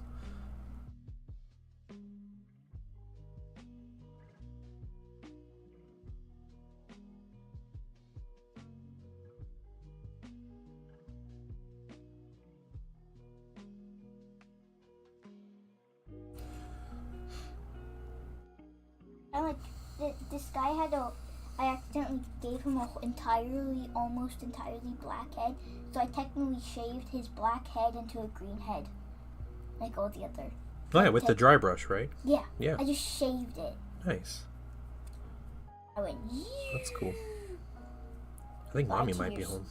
Goodbye to your sweet haircut. Yeah, culture. We're talking about 3.0. Yeah, line is a rule. What line does now is you get bonus points for holding an objective with line, and it's based on the value of line. So, an objective might be 2 points when you capture it normally, like you get 2 points at the end of the round if you have a unit on an objective. But if you have like line 1, you get 3 points instead, or line 2 gives you 4 points instead. So tactical squads are all line 2. So you're getting bonus points for just having the tactical squads holding objectives, which makes sense. Guys, after I'm done with this last guy, I need to go upstairs and I'm going to get a couple big drinks of water and use the restroom for a minute. Okay. So I'll see you guys in a couple minutes, and I am done with the dry brush. I'm going to let that dry just for 3 or 4 minutes. When I'm back down, I'll check them and see if they're ready. You paint some more? Yeah. Cool. All right, bud. This is way funner than painting tactical squads already. Oh, good. All right. I mean, I feel like I did really good on the tactical squads. You did. But these are going to be. My goal is to get these at least twice as better. Yeah, you're gonna have a lot of fun with your character, your centurion. I'm gonna get you a nice centurion. It'll be cool. Why will it be so fun? Because it's fun to like spend all your time on one model and make it look like really good. Oh yeah. Yeah. All right. See you guys in like 3 minutes. See you in a little bit, dude. Bye. You can close the door, please, ThePaintingSon? Oh, yeah. Oh, Mama. Sure. So I'll be back in like 10 minutes. All right.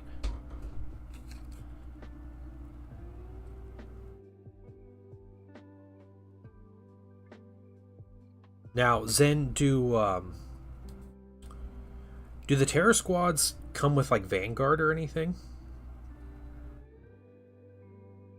Because the Vanguard rule is very good, especially on shooting units. So, no, yeah, mech doesn't have any units that naturally have a line. Yep, you would be right with that, Cultured American. That is a unique thing to Mechanicum. Yeah, I do know, Zen. Your Raptor squads are like or Vanguard 4, which is insane. The Raptors are unbelievably good in melee. Even though I do think the best Vanguard squads are ranged squads, because you can just shoot units off of objectives and get points for it. But yeah, even on melee squads. But I mean, yeah, jump packs and stuff. So, new recruit might have that stuff up. It's not exactly a reliable source at this point, but I have been using new recruit a bit. It's like every day they update it. You know, it's just taking time.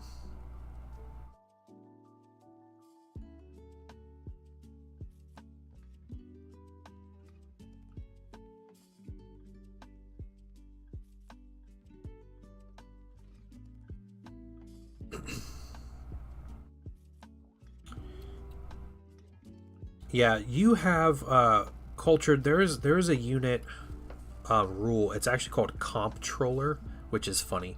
But the Comptroller rule, I think the Tech Priests have it or something. Some unit you have has Comptroller. You actually give units. I don't think it gives them line, but it lets them score extra points on objectives. Yeah, they have. It's like a whole. It's like a pseudo line rule that you get.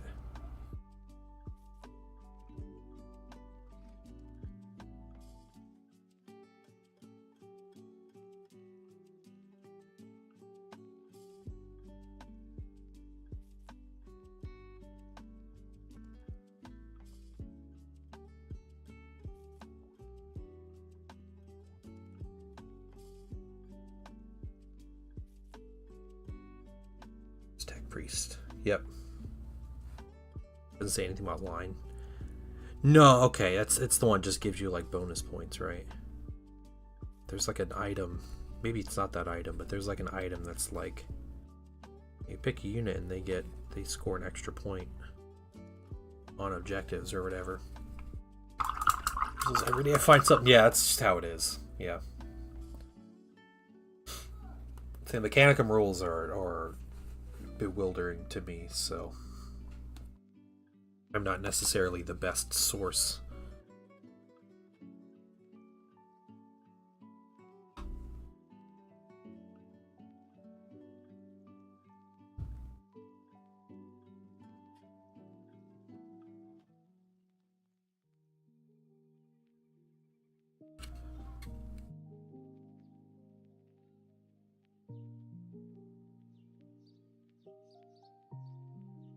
We had Sunday, I played a game against a Wordbearers player. Hi guys, I'm back. Welcome back. And there's another game going on. It's Mechanicum against Solar Auxilia. And the Mechanicum player, for weeks now, has been, my army's no good. I don't have ways to destroy tanks. This is no fun. Like, nothing's good. All this stuff. Blah, blah, blah. So he plays against the Solar Auxilia player. And he got first turn. And in his first turn, he killed 60 infantry from the Solar Aux player. And then the next turn, he basically killed the rest of the infantry. And then at that point, the Solar Aux player had no way to score points and just auto lost the game.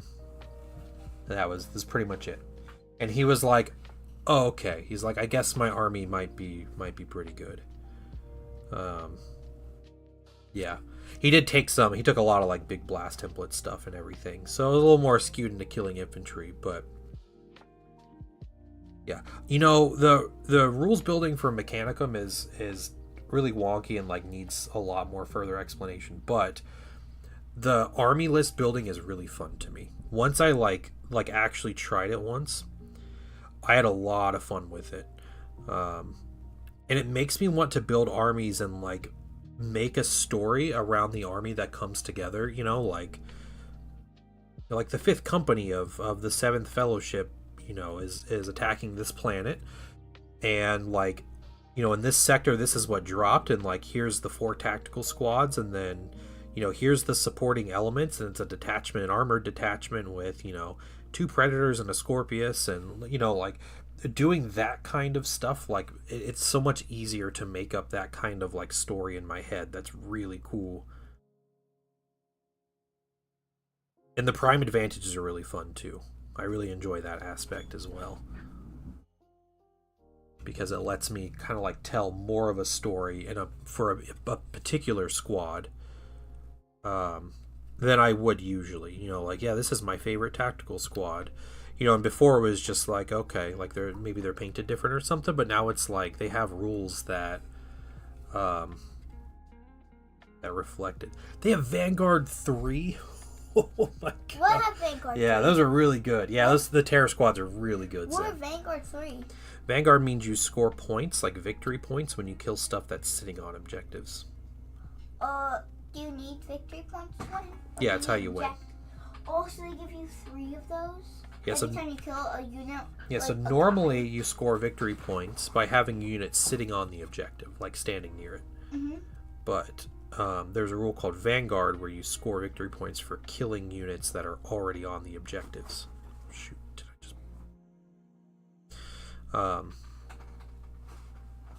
And so terror squads. Yeah, and I think what I have seen is the squads that are shooty focus squads that have Vanguard are going to be really strong. So, and I don't know if hatred might just work. Might just work in melee. I don't. Give me a second. Try to look this up real quick. Had a little cheat sheet at some point.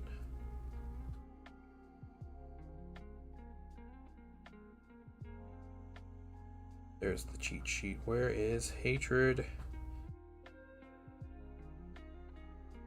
Okay, that's not specific. If so, hey, ThePaintingSon, Yeah. can you go grab my 2 big rule books in the other room? They're on the board. Printing them? Yeah. On the where? Where? Just go look. They're sitting on the table.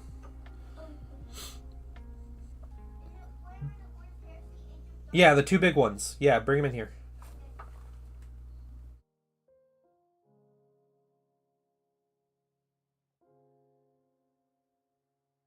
Okay, thank you.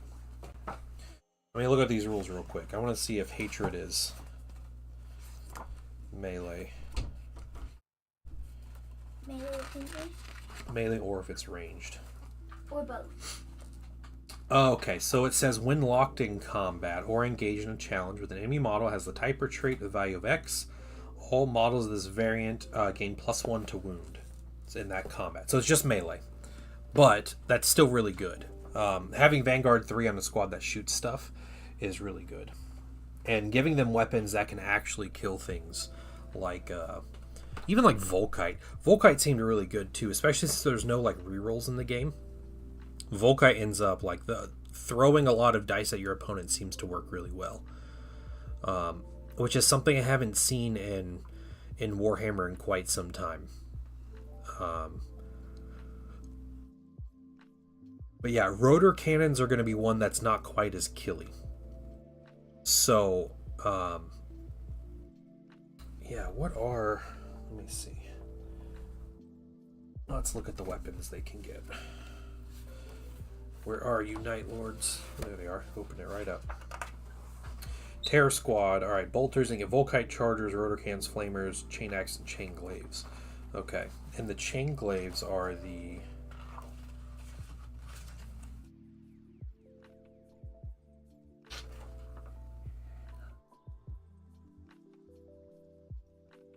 What are you doing? I'm saying hi to stream. I even can because I can't navigate the camera. I know. Terror Squads are Vanguard 2. It shows them right here. They have Hatred, Fear 1, and Vanguard 2. The Fear's really good. With flamethrowers and rotor cannons and stuff, make them really good. Giving them chain glaives for 5 points is also really good. Yeah, you could do a lot with these guys.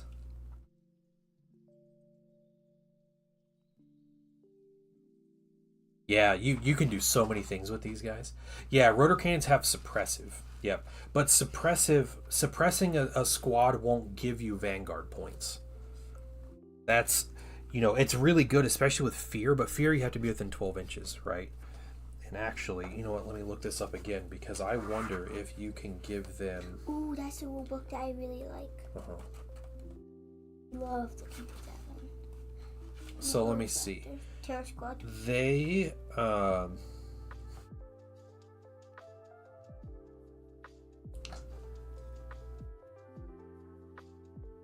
Oh, okay, you can't just give them trophies. The trophies of judgment are commander champion models that get that. So you can't just give your trophies of judgment to everybody. So they just have fear 1. Those will work really well with flamethrowers. Because flamers cause panic 1. And so people are already at a -1 on their panic check, and you'll make a -2, which is really good. Hi, flamers. Yeah, yeah, you do. Panic. So that's good. The other thing is if you want to use that hatred, you can give them like a bunch of chain glaives and stuff. So because they already have the 2 attacks, and the chain glaives are all AP3, so they'll cut through units really easy. But winning combats and causing units to panic will give you the Vanguard points. Yeah, you can't take that stuff and a ranged weapon on them though, so you can't take like a bolter and a chain glaive, which is unfortunate with how they worded that. Maybe you can, I don't know. You know, that's something to look it up real quick. Let's see. What will be my next color? I'm thinking you want to do bronze or black? Bronze. Definitely bronze. Bronze next? Oh, Okay. I love doing bronze. Bronze was at the end of, Yeah, so you're just replacing their chainsword. You can't replace their chainsword and pistol. So you choose like a bolter or a volkite or a rotorkin or a flamer or a chain axe or a chain glaive. So I would choose flamer. They're kind of limited with some, but you kind of like pick a role for them, right? Like I'm going to give them flamers and they're just going to use their fear rule. Or I'm going to give them chain glaives, are going to run into melee and use their hatred rule, which does stack with fear and vanguard. Like, you know, so maybe they're more kitted for melee. Or what you do is you give a couple of them like flamers and then give the rest of them chain glaives. So as you're charging in, you try to inflict panic, because then that you have the close range to use the fear,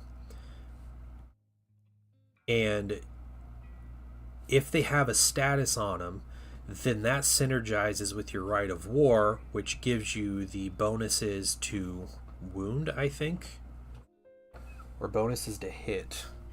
I'm just gonna keep these rules open. Where does the bomb You get +1 to your weapon skill if they have a status. So then you're just, you're putting on statuses and you're getting all the bonuses. So you're essentially hitting, you go up to weapon skill 5 and then you're +1 to wound because you're fighting infantry. So a lot of stuff like that. What's that? Where does the bronze go? So the bronze, all right. I know it goes on the little dots. That's all I know. Yeah, so let's take a look at them real quick. So bronze, any trim on shoulder pads around the. So some of your shoulder pads have trim. Some of them, not all of them. Like that guy. Like not even half. Yeah. So you want the shoulder pads, and remember you need to get both sides of the trim. Okay. Oh, so like PaintingSon. Under? Yep. So get underneath and on the sides. Okay. Next thing, bronze. I like to do the front of the flamer. That front like cone piece and up. Yeah, like from like right here and up. Yeah, that bronze. And then do I put like this part bronze? Yeah, I know it'll be bronze. Yep. What would the cord be? What color would the cord? We'll do that black later. Okay. Okay. Next thing. And can I do this little symbol for the sergeant bronze? Yes. Because I want that to be all the studs on all the minis. Okay. Yep. A tiny. Take me a tiny. And then the top of the shoulder pad, these lines on the top middle. Oh, those are so hard. You got to get those bronze too. And we'll start with that, okay? And if you're not sure, what we can always do is you can go grab one of your finished minis and bring it down. And that would be a decent guide to help us figure out how we paint each one, okay? I'm gonna do a 0.0. This is best for the bronze. Okay, sure. Wait, do I have any Mark 3 in here? No, they're all Mark 5. All Mark, I mean like helmets. Maybe. Yeah, that is a Mark 2 helmet. I don't know. Yeah, maybe someone. No, nobody. Okay. Right there. That looks wet, but it isn't. It's so weird. Come on, bronze. I like it. Start with that. Making fart sounds. Culture American said Falcon would be proud of those Nocturne Brothers painting, son. Oh, thank you. Thank you very much. But yeah, Zen, it seems like just a, like kind of mixing some of the weapons. Like 3 flamers, 4 flamers, and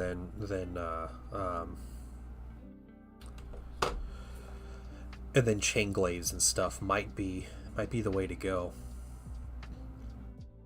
And again, you put them in a rhino, and they're a disordered charge, but you still get to shoot. You still get to charge after you disembark from a rhino and move and everything. So I am going to.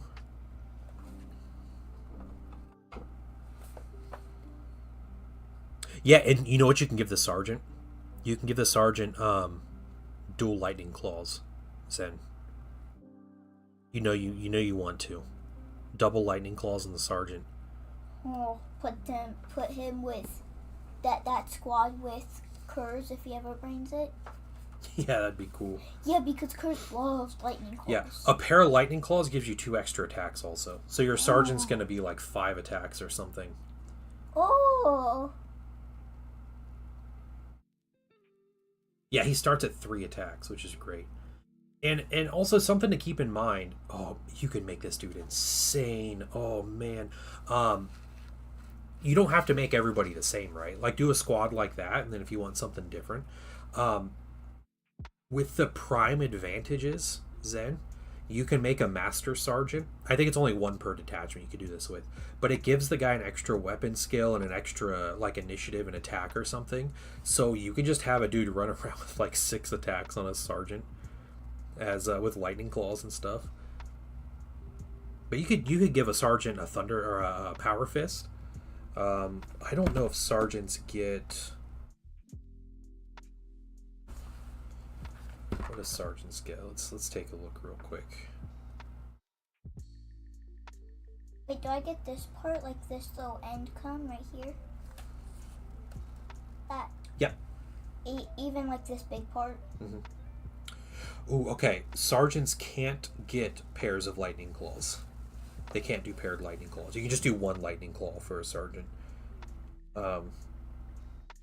You can give him a power fist or a thunder hammer though. Power fist is a good choice. Thunder hammers are cool. Or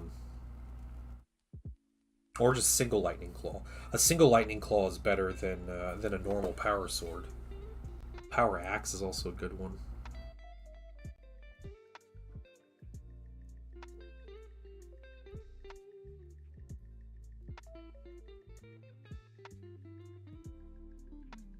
I'm just going to fly with the studs, but it's fine. If you're not giving a salamander thunder hammer, you ain't playing salamanders. Yeah, salamanders do love their thunder hammers. Oh, they do?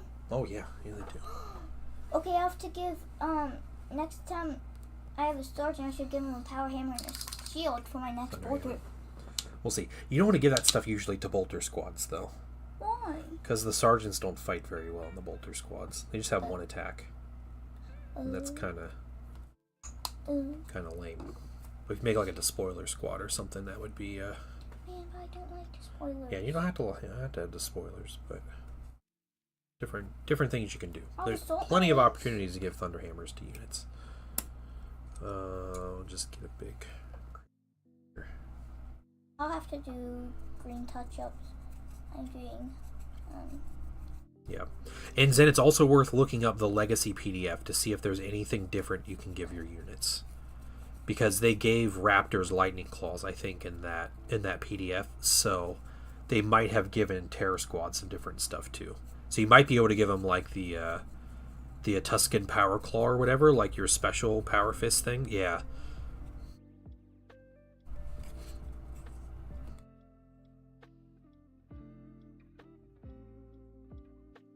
But yeah, the Terror Squads are definitely like those are the dudes you can like kit out and customize, right? You do all the crazy stuff with them. There's still a support right here. Is that a support? A little support stuff. Yeah, it's okay. Yeah, just ignore it. We'll just keep it green and no one will ever see it. Boy, I did not ignore it, and there's no way I was doing that, so I just ripped it off. Oh, okay. I am not letting these be messed up by dumb supports. Well, Alright then. Jeez. I'll rip off any support. Jeez, dude.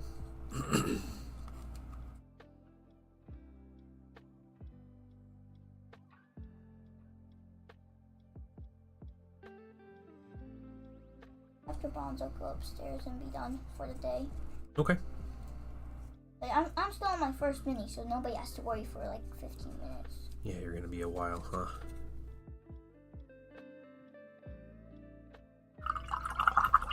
Yeah, but I am for sure doing green touch-ups. Yeah, that's fine. Because this bronze is That's important. always the plan. But yeah, just take your time. Those little studs take a while to paint.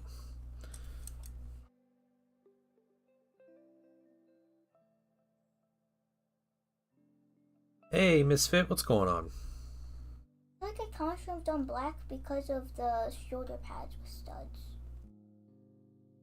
Oh, yeah, it's true. It's okay. We'll go through. If you want to wait to do the shoulder pad studs. Yeah. So get all the other stuff and then... Do these count studs?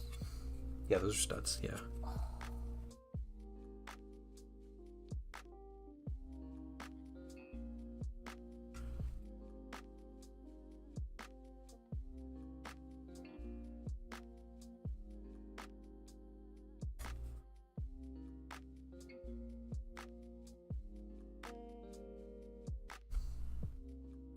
Yeah, the chain blades. Yeah, the chain. I figured you'd give a bunch of them chain blades. Or it's chain blades, not chain glaives. Okay. So what's the difference between a chain blade and a chain glaive?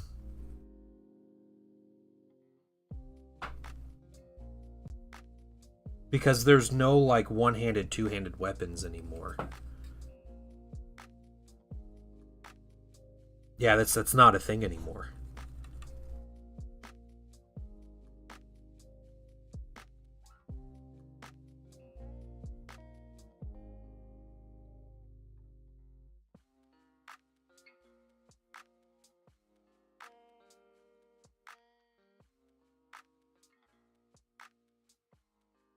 Yeah, you can bring the pistol with the chain glaive.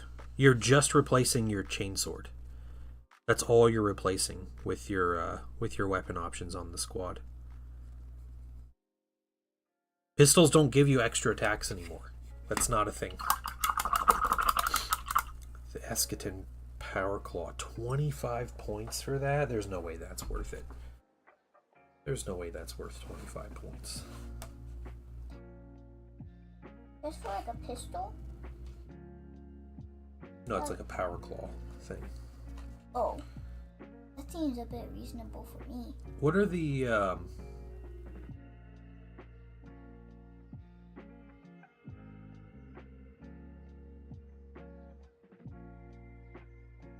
Yeah, it just says you replace your chain sword with... Oh, there's the... Okay, chain blade. They're the same thing. The chain blade and the chain glaive are the same weapon. There's no difference in the rules. They're initiative, same attacks, +1 strength, AP 3, 1 damage, breaching and shred 6+. They're the same weapon. Okay.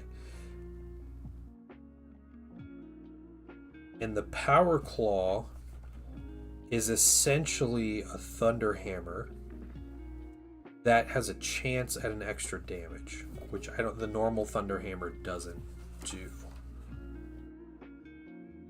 Yeah, it's just a slightly better thunder hammer. Which is good. Thunder hammers are good, but you're also paying almost double the points for it. So, I don't know. That's funny. The chain blade and the chain glaives are the same weapon. That's great.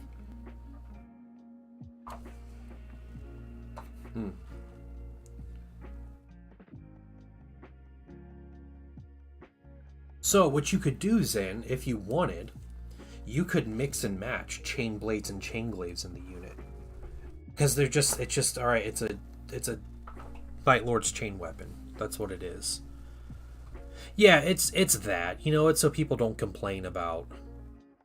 They took my chain blades away from my squad. It's like, okay, here you go. Like, they can get chain blades. Cool. It's the same thing.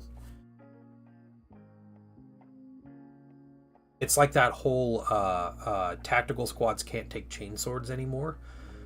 But all chain swords do is give you AP 5 and shred, and that's what chain bayonets do. So if you just give your squad chain bayonets, it's the same as having a chain sword. There's no difference anymore. Yeah, it does sound cool. Yeah, good mix and match. Yeah, it seems like the flamethrowers are the way to go with the chain blades. If you're wanting like optimize things, you know.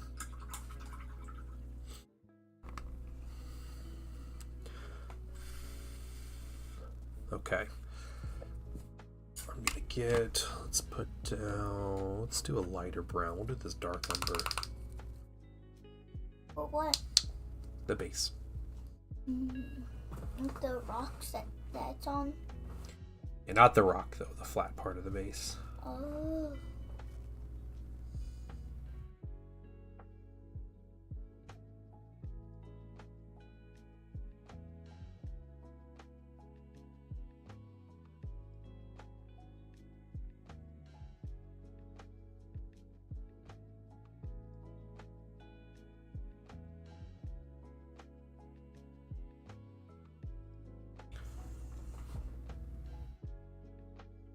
Like only 2 hours. Yeah, it's an expensive squad.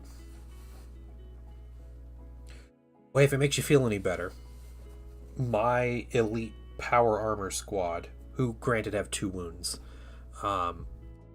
it's a 265 point squad for 10 of them. So I'm paying a lot for my squad too.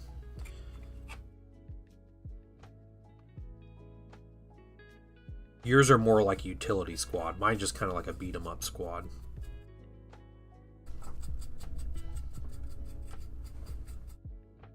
Thin layer of this.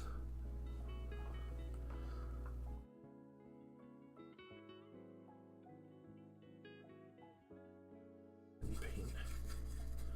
Use basing material on this, so I don't need a thick coat. It's just going to kind of be a tone, like a backdrop. As an expensive squad. You know, you don't even have to give them all chain blades or anything. Do like, if you want to budget it, give a couple flamers, a couple chain blades, and the rest you just keep with the chain sword and bolt pistol. Or give them bolters. Because I'm going to tell you, the bolters are free, and chain swords are worthless. There is no point in taking a chainsword over a bolter. Because all the chainsword does, it gives you AP 5 and you get shred 6+, which is on a 6 to wound you do an extra damage. That's all chainswords do. So give them like chainsword, or give them bolters or Volkite are only 2 points. So you could definitely save some more points doing stuff like that.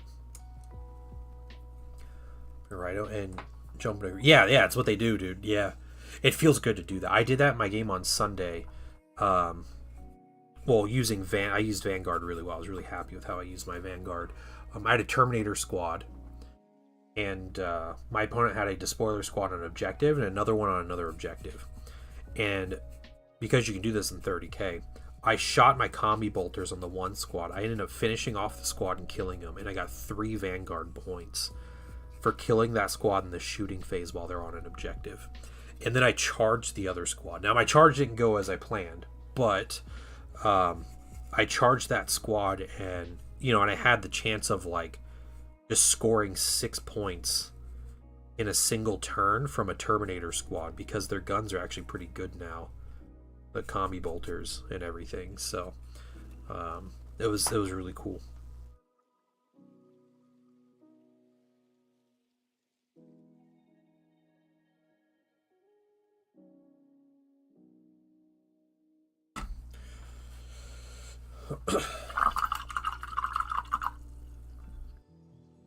I like to do the trim now because of the black. I'm just going to paint the entire thing black, then I'll just do the trim. I do the trim. You want to just get some black paint out real quick and do that? I'm going to do that another time because I restarted this. I'd say get that big piece of trim. Do that. One? Yeah, do the trim on that one. Just don't do the studs on it, and then we'll get the other stuff later, okay? Yeah, in a couple days. Yeah. today. What time is it? Time is it? It is 1:12.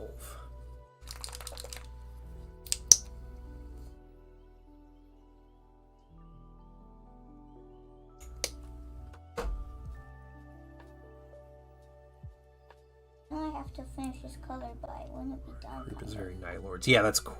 Yeah. I think that speaks to like a terror squad too, right? Like you'd think the idea would be kind of like a multi-purpose thing. I'm not sure exactly the lore on the terror squads, but it seems like it would be they're like a jack of all trades kind of thing. And so if you lean into that, After this mini, can I leave off on the bronze? that's okay. You just want to be done. Yeah, kind of after this mini because I'm getting kind of tired. That is totally okay. I understand. Yeah, once you get into those more complicated colors, it gets a little exhausting, doesn't it? Yeah. That's okay.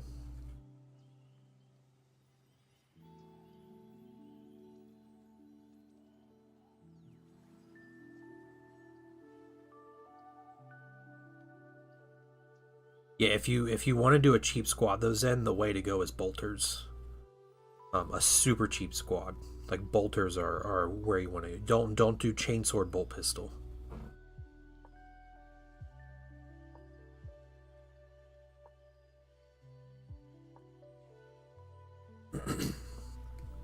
Or I mean like Volkite. The Volkite chargers are really good too if you want to spend a few points on them.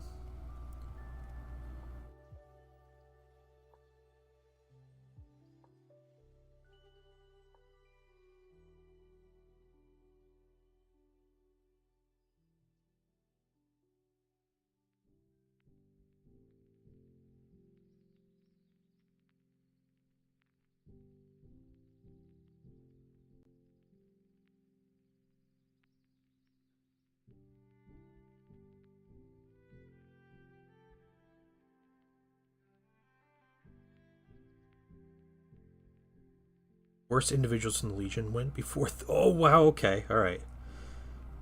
So they just kind of have like a death wish, basically. Like that's kind of their idea.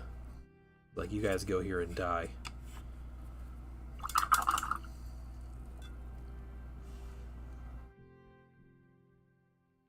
Gotcha. All right, all right. So they all got red hands. Is that what they have? Is that like their thing?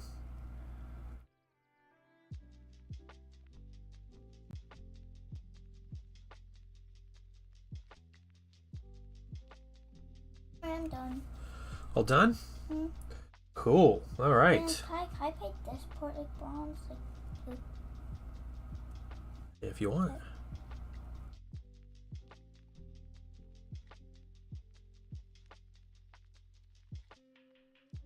Yeah, it looks super cool now.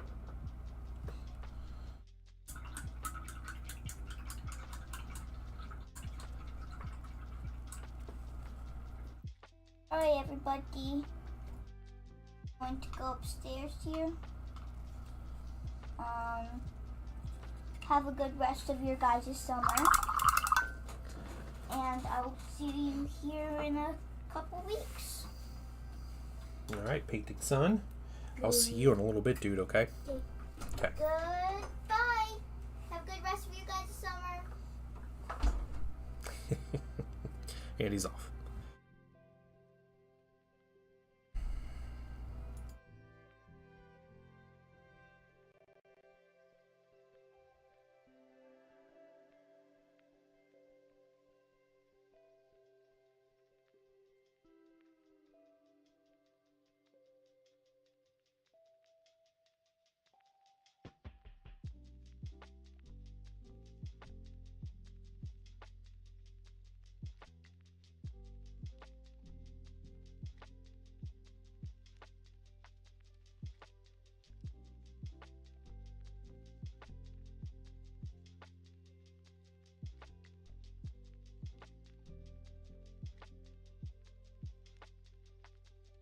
Oh, there's no like Terror Squad kit, is there?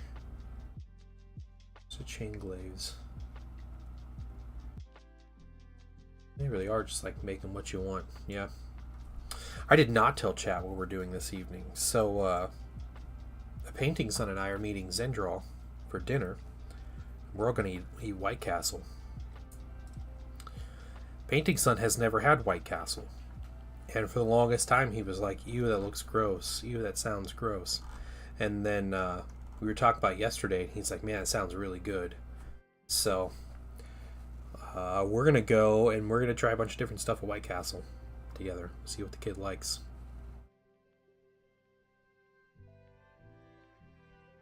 That's the plan, at least.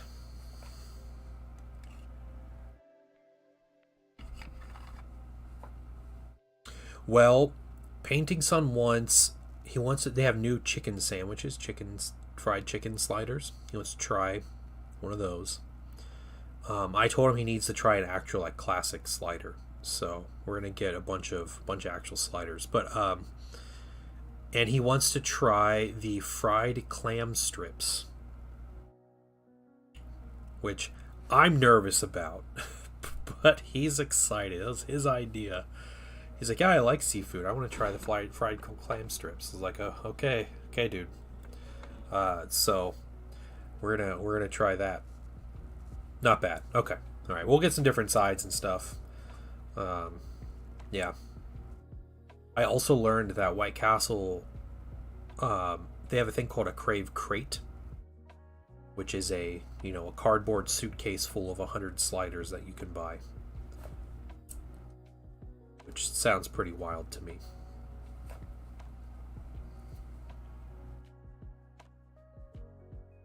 You used to get Crave cases, but yeah, there's the Crave case is the 30. Then there's the Crave Crate, which is 100. I never knew about the 100 before.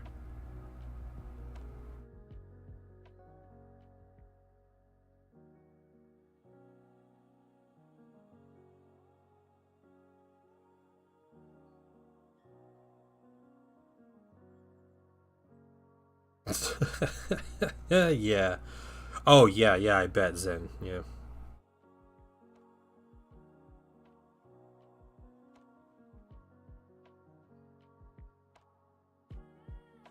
Yeah, the Crave case is where it's at.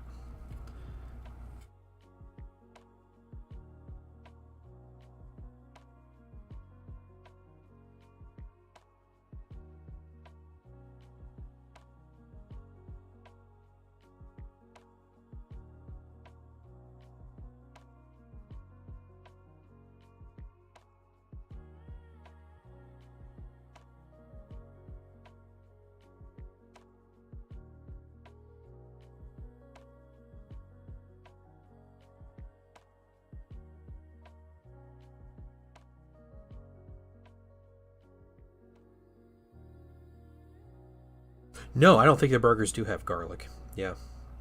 My wife has never liked White Castle, though.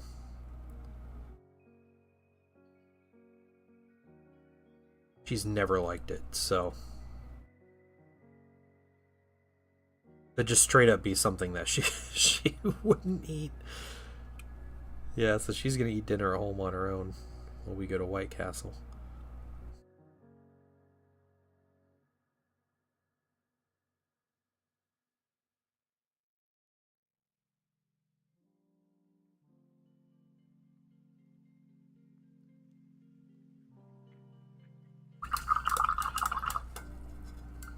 Yeah, I don't know how this lady grew up in Ohio. Doesn't like White Castle.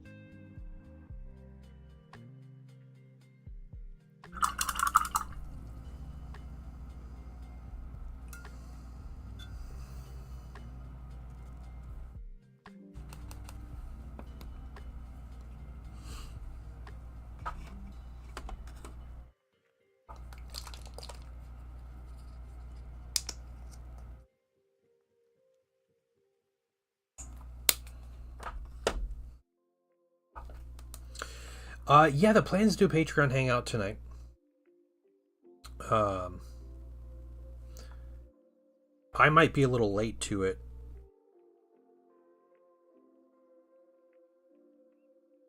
We'll see. I'll try to give people heads up in the chat what we're doing. You had lightning strike your backyard last night. That's pretty wild. Did it damage anything? Just super loud.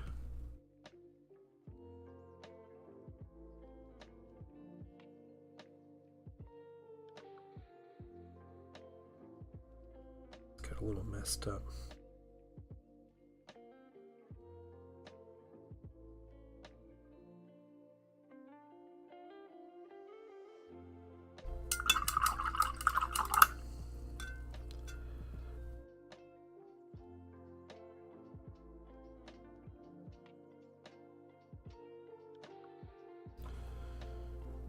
Power went out. Dang. Okay.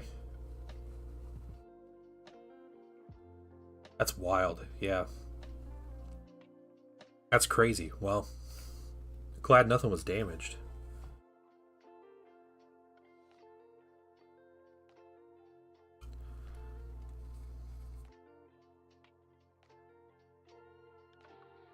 Alright. Gotta let things dry on there. I'll grab stuff. Hold on a second.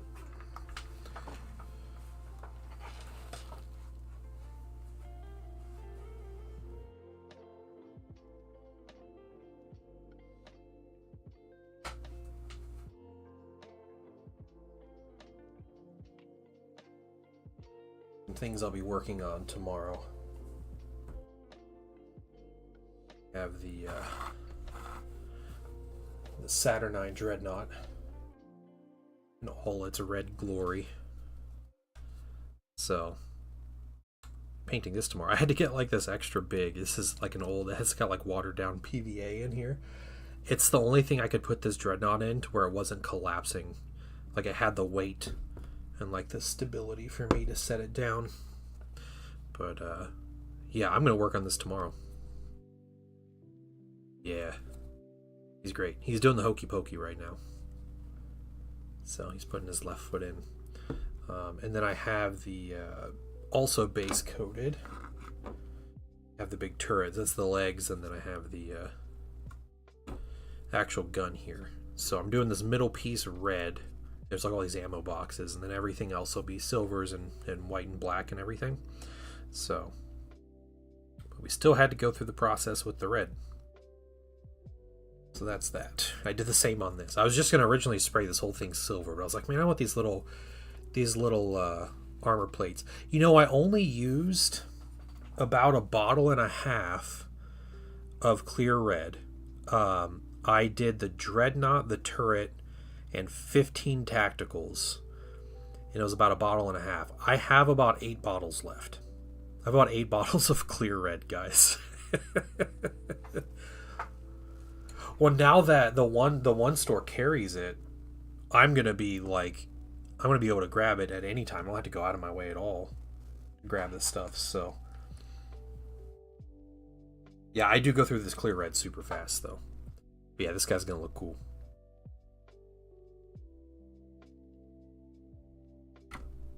Yeah.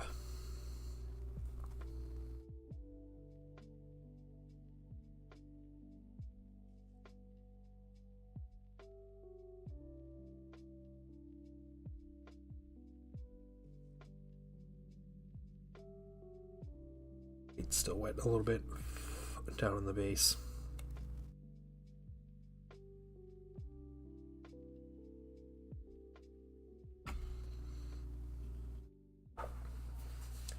Yeah, so ThePaintingSon starts school tomorrow. Painting Wife is back next week, and then I am home in the quiet in the stream. First of all, let me take just a moment to Thistle thank you Brew, for allowing welcome me back in. into Thank you your for the home. follow. I'm thinking, guys, I might try to do a little bit of a September challenge here and see if I can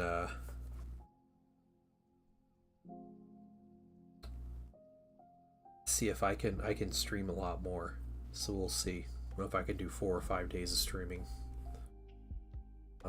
Yeah, might try that. Might try it and just paint Saturnine and other stuff. I'm gonna have more Votan to paint, guys.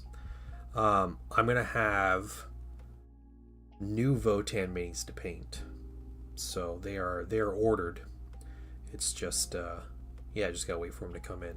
So, and we'll be painting Votan soon though.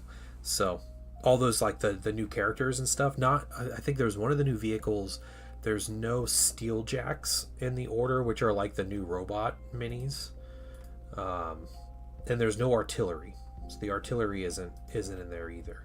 So it's like the a couple of the characters, another squad of the Brokir Thunderkin, which are like, oh, they're the worst. And then the electric razor truck. Yeah, that's what we got. Where is it? I'm looking for. There it is. Yeah, the one that looks like a capricious defender. Is what it's called. Yeah, more. Yeah, more Votan. My life is a never-ending cycle of painting Votan. What does this defender even look like? I'm just looking it up here. They'll do with a trench coat sticking out of the tie. It's a technical. That's what this thing is.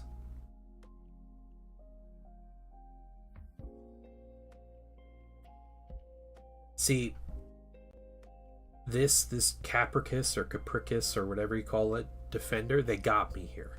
All right. My whole thing with Votan is they give you all these windshields and everything, and you're supposed to paint the models under the windshields. I just paint the windshields on them. You know, I'm not painting all the crew inside the vehicle. Well, this thing, it's a four-wheeler with a machine gun on it, and so they made it so there's no windshields, and so it's just the two minis in the thing, and that's all. That's all you got. So I have to make it with the. I have to paint the crew on the driver and the gunner, which is unfortunate. Which one did he want? He wanted the carrier variant. I think it just has a smaller gun on it. Yeah, it's like a guy up top actually controlling the gun. I think that's the carrier.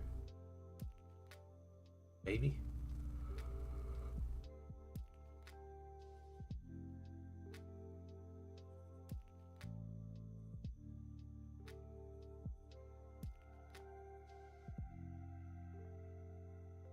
Or maybe the carrier doesn't have a gun on it. I don't know, because it talks about the defender has...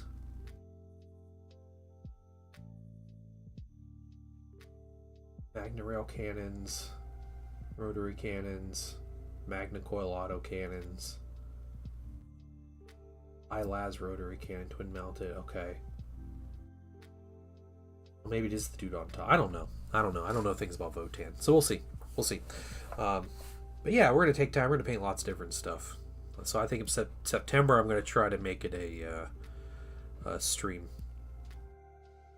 The Shugingen Lord is going to have a grassy and like pleasant flowery landscape kind of base. That's the idea. Yeah. So it's going to be very like lots of bright greens and yeah, like a nice looking grass kind of base with yeah, and I want to put some flowers on it and everything. So yeah, that's what we're gonna do.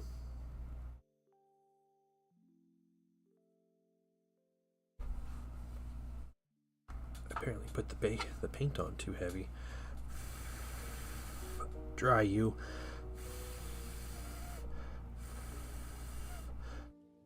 I figured with this little rock that it's standing on that we can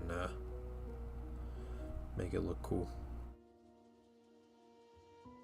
You know, I could take a look.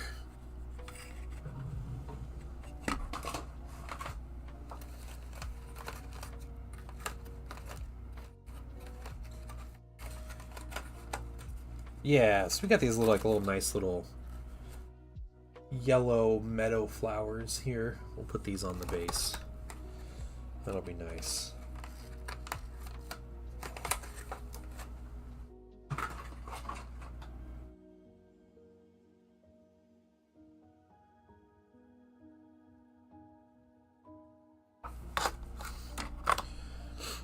Zen, we need to get a game of Heresy soon.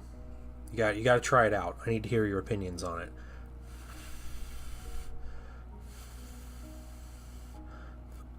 And I don't know if you saw, but the learning day was rescheduled.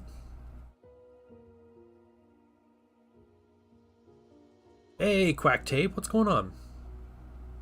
Stream the game? I would love to stream games, but I don't have I don't have quite the setup that can do that at this time.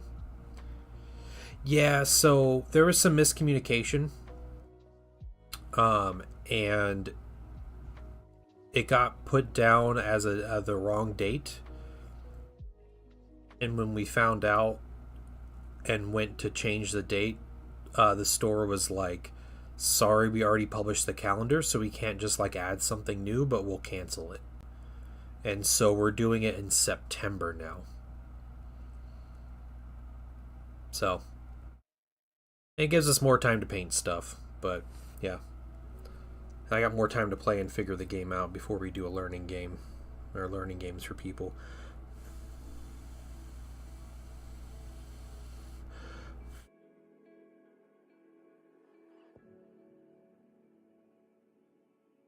Get this last bit to dry down here. TPD calendar, yeah. A local store near me, I'm doing a learning day with someone else. Me and someone else doing a learning day for Heresy. We're gonna set up some demo games and walk people through like how to play the game and everything. And so there was just some miscommunication on the actual day that was supposed to happen, and we had to reschedule. So close to be done with the War Dog. Nice, very nice, Quack Tape. It's exciting.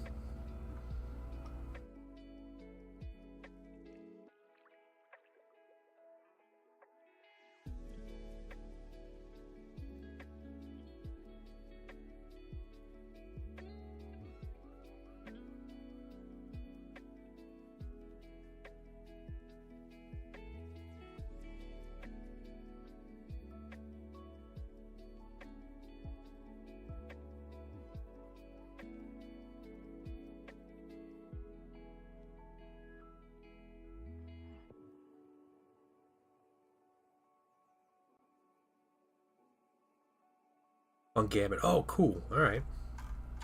Nice. I know I might start on some of this Thousand Sun stuff. I really have to get my 3D printer going. I have way too much to print for other people, so I need to get that going. Can you send me a list, Zen, of things that you would like printed? Whether I have them or not at this point, but could you just like send me like, hey, I need this many shoulder pads, this many helmets, this many of this weapon or whatever. If you could do that, I'd appreciate that. Yeah, the Apocalypse version's cool. Well, and it's like thematic, right? Like that fits into your list because you're doing the Apocalypse lists. So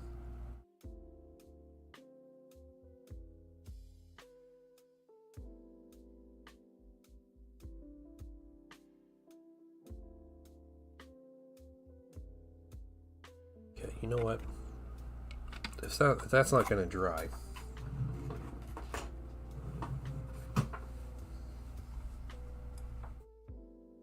I'm going to do something else then.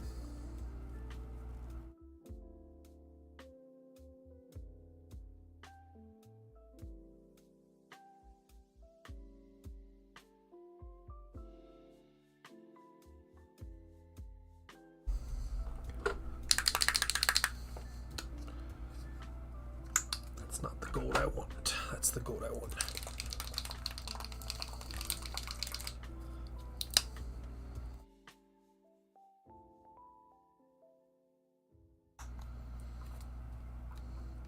Okay, send it to me on Discord, not not in chat.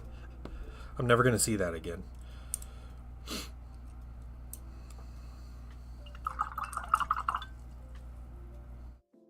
A way to stop the never-ending suffering is appropriate, though. I get it. I get it. All right, whatever. We'll start on this since we're waiting for paint to dry. First paint on my Saturnine box.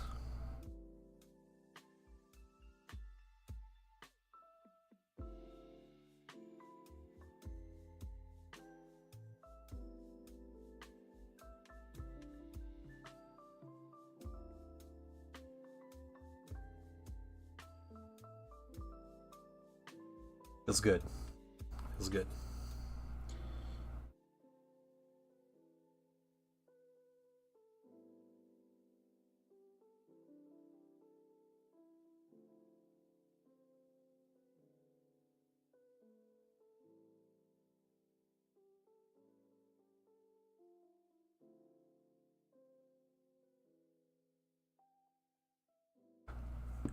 Assemble one of my tacticals with an Nuncio Vox. Yeah, that's the way to do it.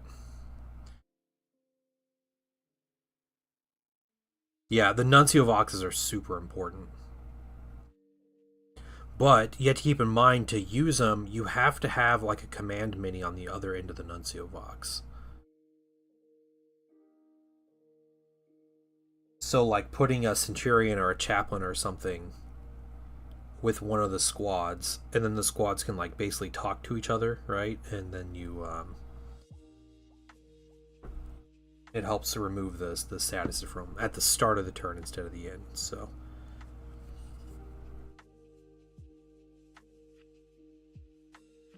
I love the idea of what the Voxes do. It makes sense. Yeah, that's literally what the Chaplain does. That's what the Chaplain is made for.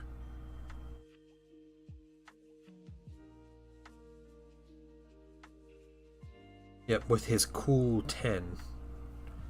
He's telling everyone just to calm down.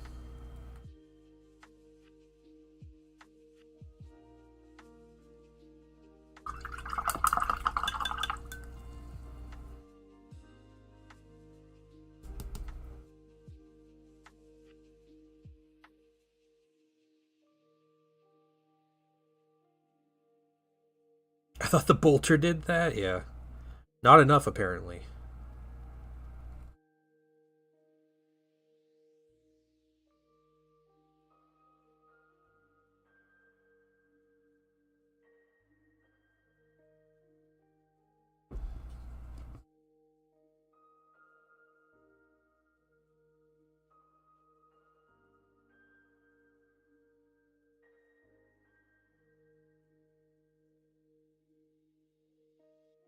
Yeah, Chaplains are really good in the new rules. I just don't think people are going to bring them because they're boring compared to what they were in the last edition.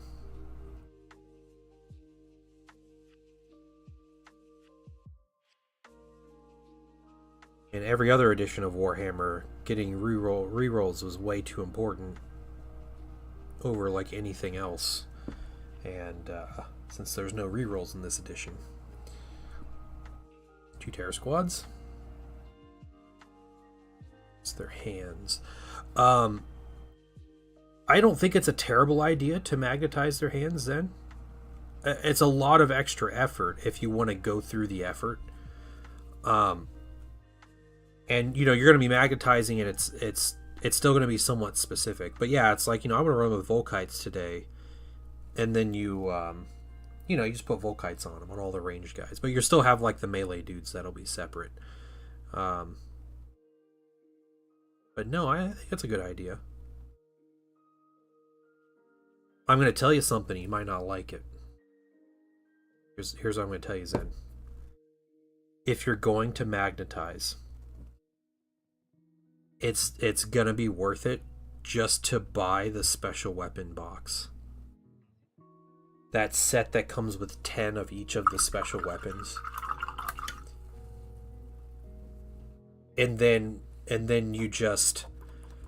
you magnetize 10 of your terror minis, and you put a bolter, and then you paint those weapons as you see fit, and then you can outfit 10 of them any way you want, split between the squads that you have, and then you just have it.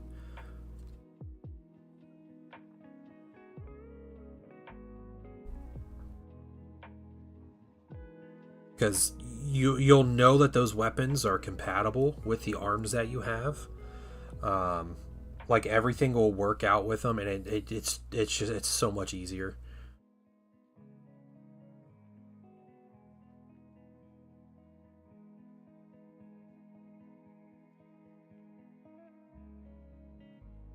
Yeah, and that special weapon set it's definitely the best one too. You get 60 weapons in that set. .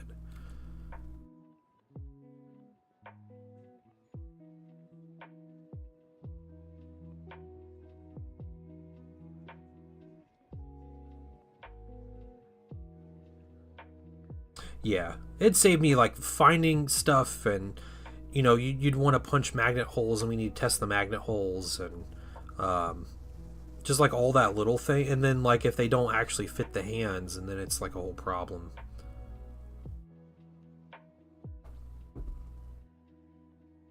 So yeah. Yeah,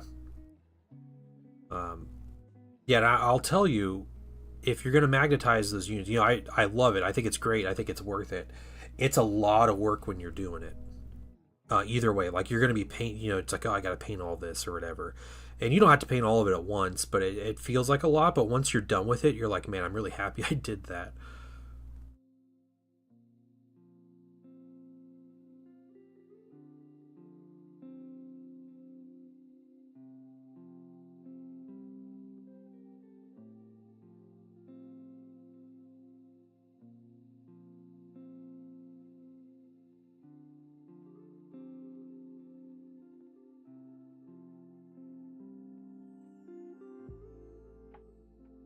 Best things in life are take a lot of work. That's fair. Yeah, 3 mil magnets. 3 by 2 mil are the size you want.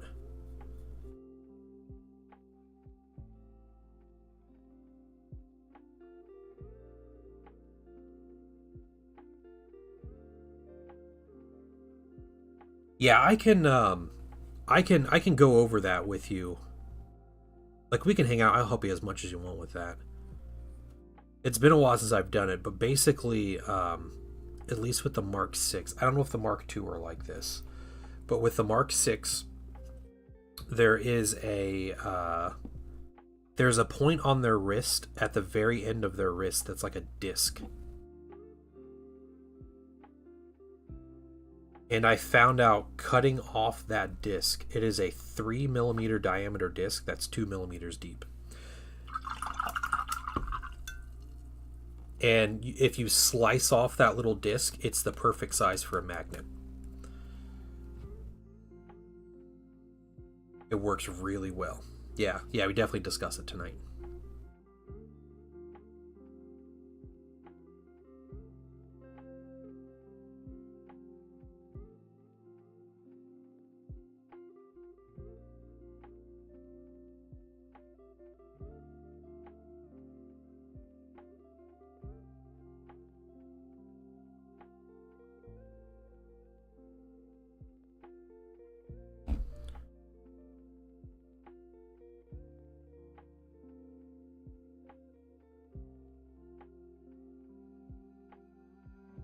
Guys, ever since Monday, I played PaintingSon. We played our Warhammer game. He was looking forward to it all summer, basically, playing this Warhammer. So we played a game of Horus Heresy. We had a blast. It was a ton of fun. PaintingSon getting older is able to grasp rules really easily, and it's really nice. And he was thinking of like how he could do better next time, and like I love that. I love seeing like the gears turn, you know. But ever since that point, I think my son has become like, he is no longer a mama's boy. He's like, I want dad to read to me for bed, and I think dad is great. Dad's my favorite. Like all this kind of stuff. I'm just like, God, you gotta chill, kid. We can't make it so obvious. But also, take that, painting wife. Yeah. We knew it would happen. We knew it was a matter of time. Because the kid's super nerdy like I am. And so we figured painting wife has been chopped liver past like 48 hours. We figured he would end up getting into some kind of hobby of mine at some point in his life, and at that point it would be me and the painting son against the world, and the painting wife would just have all of her time to read her books as she wishes. So that's basically what's happening.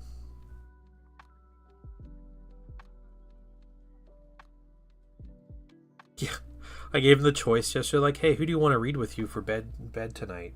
Was that yesterday? And he was like, oh, that's easy, Dad. I was like, jeez, dude, like, you don't stop being so savage with it. But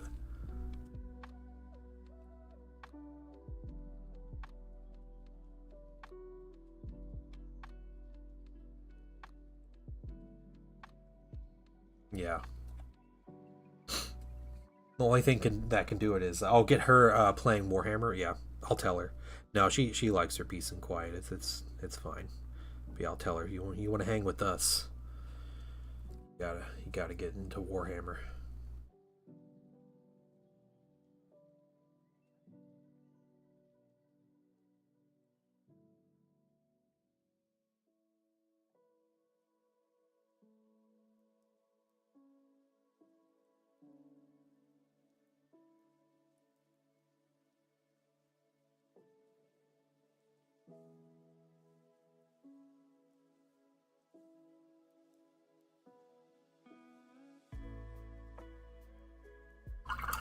Okay, let's get these back shoulders, because this dude has got some beefy shoulders.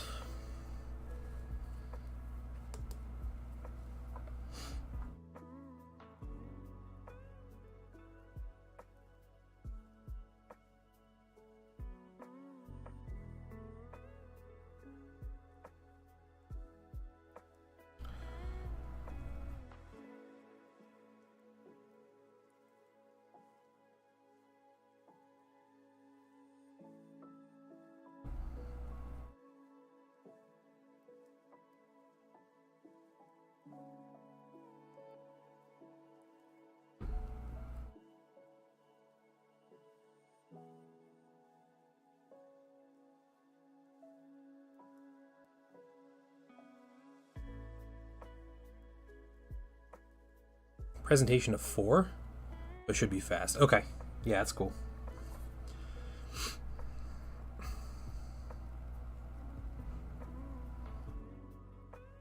Probably be there. We'll try to be there as close to 5 as we can. And that one's a little closer to you too, so.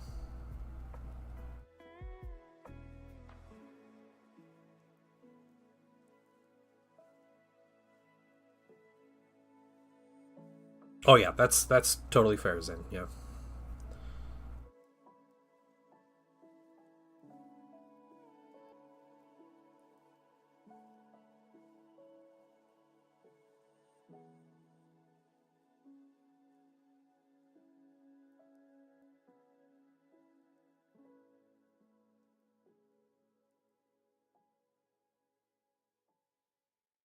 Oh yeah, that one is. Well, we were gonna go to the other one, and I was like, I'll drive an extra like 5 minutes to not be in like the middle of the ghetto.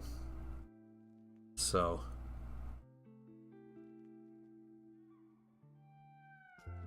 Hey, Dracoya Minis, welcome. Yes, it is a big project. I'm excited for it though. Like I am.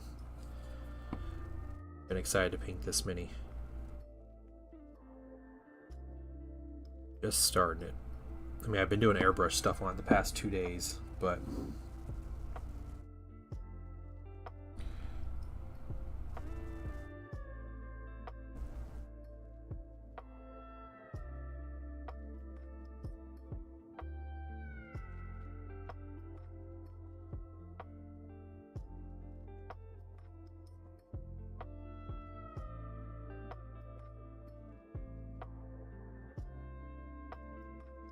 yeah, and I put clear red on here. And the clear red, you have to put so many coats on it that doing it with a brush, it would never turn out the same. Okay. Let's get this other shoulder, and then we're going to look for more details that need to be gold. I don't think there's a whole lot more that needs to be gold, but I'm going to look up this mini on the store site. See what I can find. See if I can get a 360, if they got a 360 of the mini on there, or just some different angles. Get out of here, Zen. Get out of here. No, someone ban this man.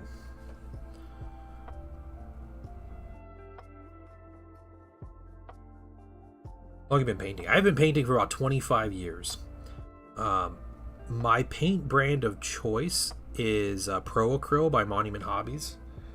And that's what I'm using on this gold right now. It's Pro Acryl. But the red is actually AK Interactive Clear Red over some Vallejo Metal Color Gold. So, I use a lot of Citadel, like washes and contrast paints.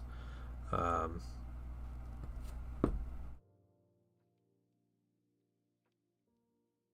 I have a couple Army Painter things. I have some Vallejo stuff.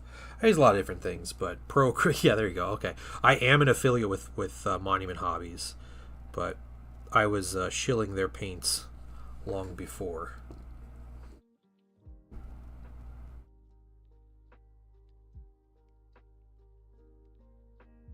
I would not use their paints if I did not like them, and I feel like I have been quite honest about paint brands and my preferences, even to employees of the company. There was a guy. He came on my stream a couple times. Um, he actually had an Army Painter handle. I was like, yeah, I'm an employee for Army Painter, and I look for people and everything. I was like, oh, cool. And then I just started telling about my honest thoughts about Army Painter, and I was like, yeah, I'm not getting anything from this guy. Like, Army Painter doesn't want me. they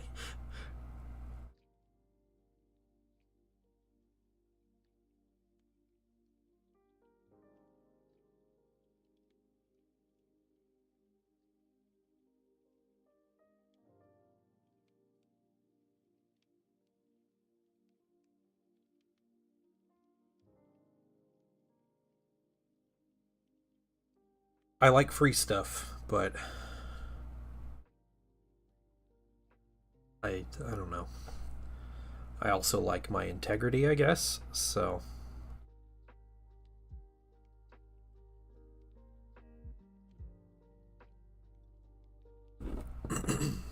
okay. So on the surface, this is the gold that we need for this mini, and there's actually one or two little things. Yeah, this is a Thousand Suns Dreadnought, just so we're clear.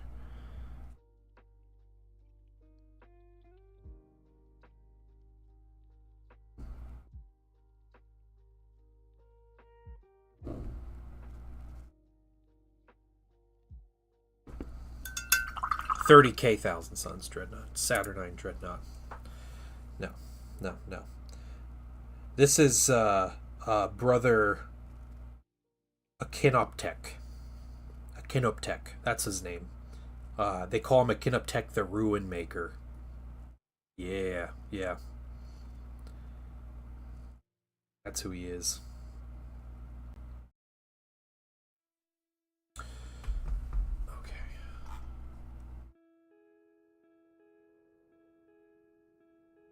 Let's find Saturnine Dreadnought. Just find.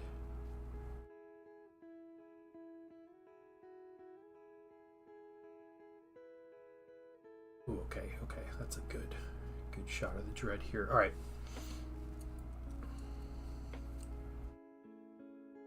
There were some Thousand Suns that wore blue pre-rubrique. The ones that did were members of the Order or the Cult of Blindness, is what they were called. They were like the spies and the scouts. And the head of the order was Magistus Aemon, who was like Magnus's mentor and like kind of right-hand man. He's always super secretive, but you can there is a Order of Blindness unit you can actually field, and they're called the Amatara Occult Cabal, or Intercession Cabal is what they're called. They're snipers. They're like veteran recon marines or scout marines. Yeah, and there's some cool lore about them where like a squad of them on Prospera held back like a Space Wolf like Great Company. It was like killing them, and they were all freaking out because they didn't know what was going on, but they were just like laying ambushes and stuff, so it's pretty cool.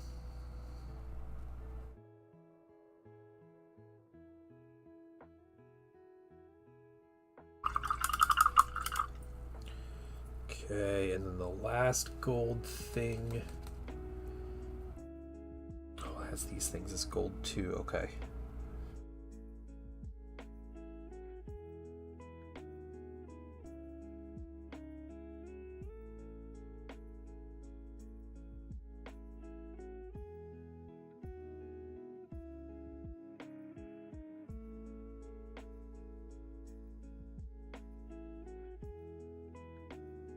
code on there in a minute.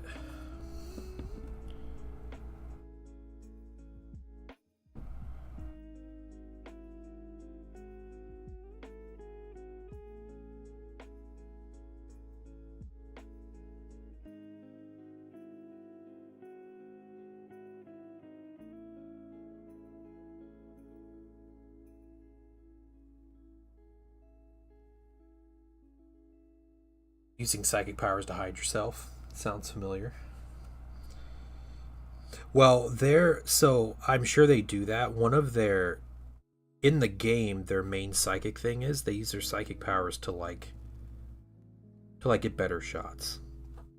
Like, they're definitely like stealthy, but they're more of like the sniper role than the scout role.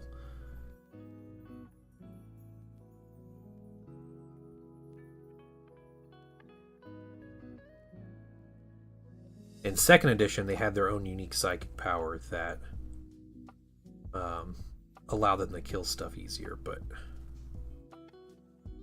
third edition they just borrow from the divination power, which is fine because the divination power is better anyway. Yeah, there's the craft dinner guy again. Yep, we got the Canadian in here again.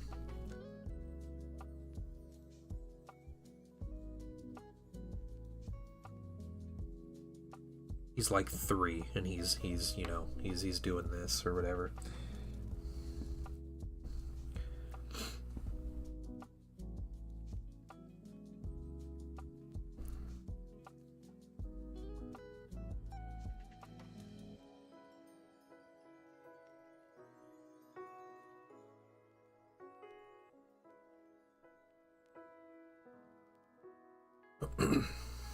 At the Raven Guard. Yeah. That's true. Okay, Raven Guard being sneaky.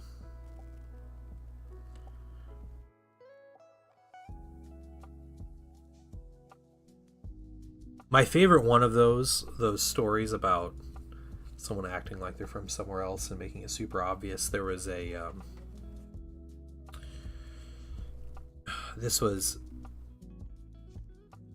right toward the start, I don't know, maybe like 6 months or a year into the Russia's invasion of Ukraine, the 2022-2023 time, and Russians came out accusing U.S. soldiers of fighting in Ukraine, and which there are U.S. citizens fighting there as volunteers and stuff, but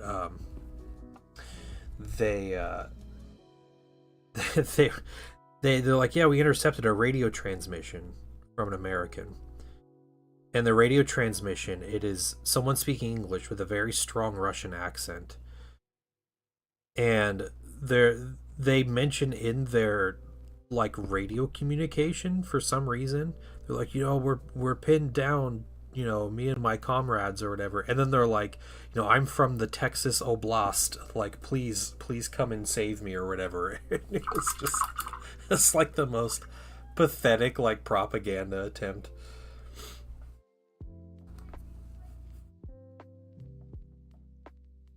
Or like you see people on social media around the same thing talking about like, Texas should secede from the U.S. because they have a warm water port, and that means that us Texans can we can survive and provide for ourselves. And it's like there's nobody that cares about warm water ports except for like Russians.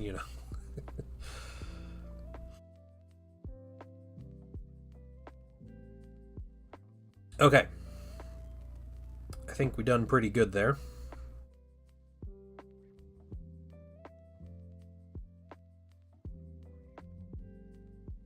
Barbecue for thee. Nice. Okay. What are we doing next? We love the footballs and American craft beers. Yeah.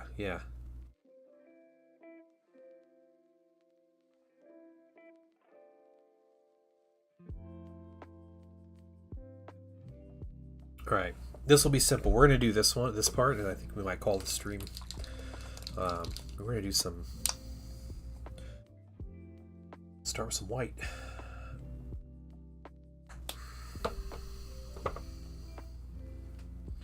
Get a nice big brush.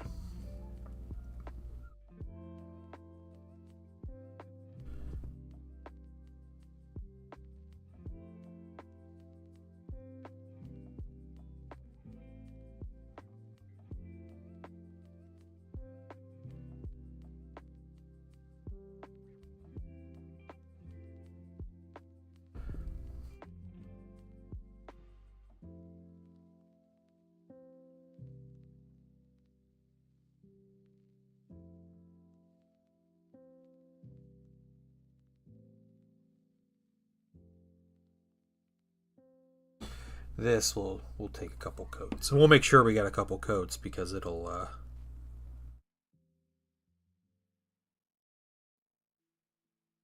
it's gonna be a really prominent part on the mini.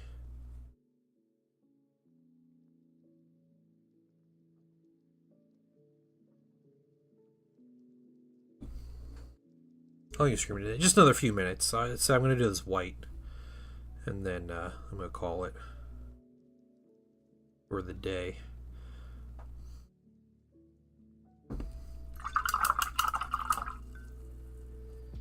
Hey, all right.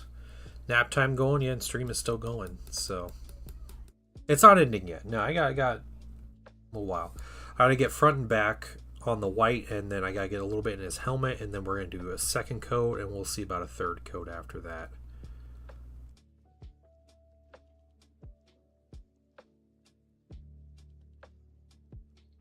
Chill, guys. Do I just need to start ending stream really abruptly? Just be in the middle of painting a color and just be like, all right, bye. Just what white to use. So I start with Pro Acryl Bright Neutral Gray. And then I normally wash it down with like a diluted black wash. So I'm going to wash over the whole mini. And then after that, I'll build up with this Bright Neutral Gray, and I'll build up to the Bold Titanium White from Pro Acryl. And that'll be like edge highlights and stuff. So I'm not going to attempt the marble. So if you look in either Liber Hereticus, or if you, let's see, I think it was in it's one of the Warhammer community articles. They talked about this particular dreadnought. Brother Akim Hotep, or whatever his name is. I can't remember. I gotta remember this name. The Ruinator. A Ruin Maker, not the Ruinator, not the Burninator. They showed this mini, and I'm literally following the guide on like how to paint this mini. So just the colors. So it's white, and there's gonna be a large black bar like right in the middle, and like a diagonal. And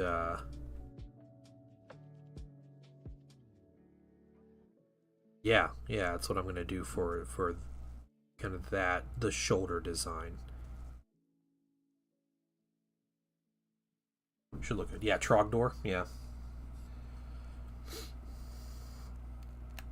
Put you off here.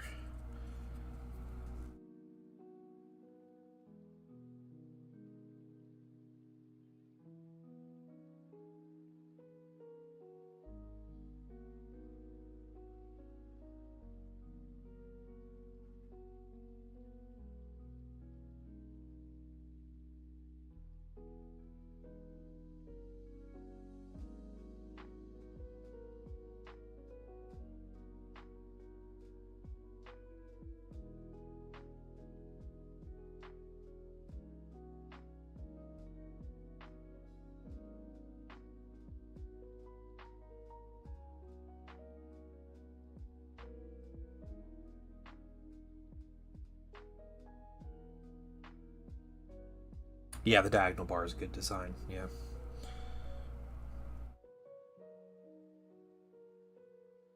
I'll throw a picture up with this mini after stream. I'll put the whip up in stream progress, and I'll put the image I have on my phone just so you guys know.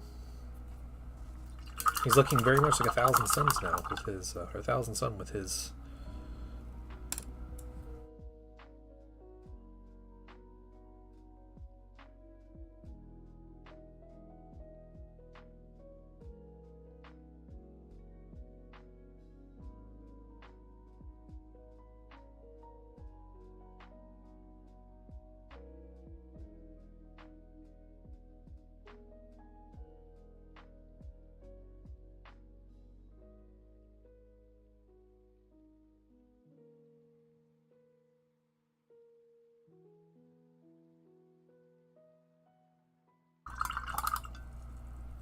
Okay.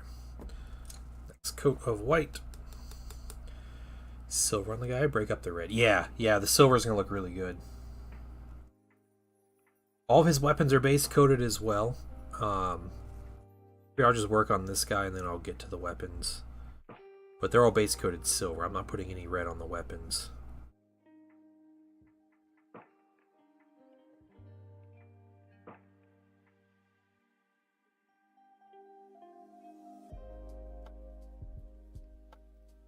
Yeah, the silver just takes forever. I didn't want to start on the silver today because it's going to take me at minimum an hour on this mini for the silver, but I feel like it's going to take a lot longer. So tonight and tomorrow, we'll be doing that.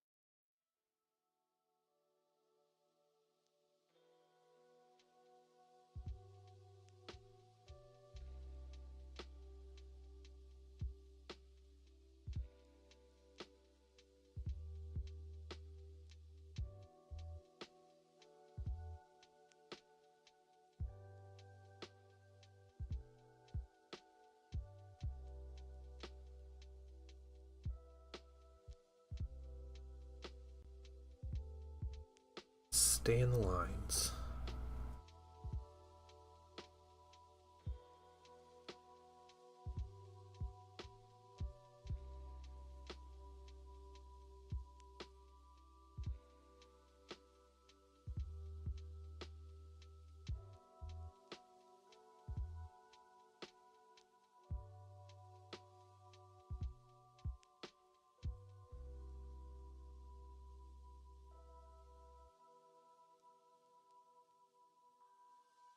Alright, I think 2 nice coats of white right there.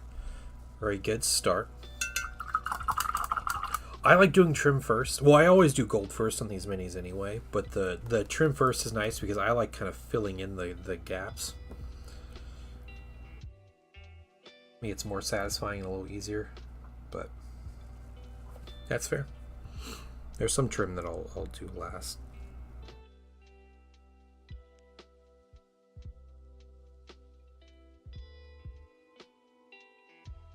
You know what's great about this Dreadnought for Thousand Suns, guys?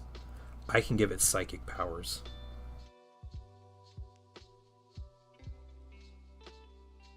I can give it some good psychic powers. I can make it a Burninator if I want and give it fire powers, which is cool. Alright. So, very simple on the white. We got the white and gold base colors done. There's going to be a lot of silver to do on this mini. A lot of silver. But we'll do it. We'll do it tomorrow or tonight. I might show up tomorrow at the start of stream and just have all the silver done, and then it's like I think black, and then we might be ready at that point just for washes. Maybe some bronze items on here. I don't even know if there's any of that. No, it's just a ton of silver, some black, and then that's about it. So I think I will mask. I don't think I'm going to airbrush, and I'm going to do a watered down wash. Obviously, plenty of transfers on this mini.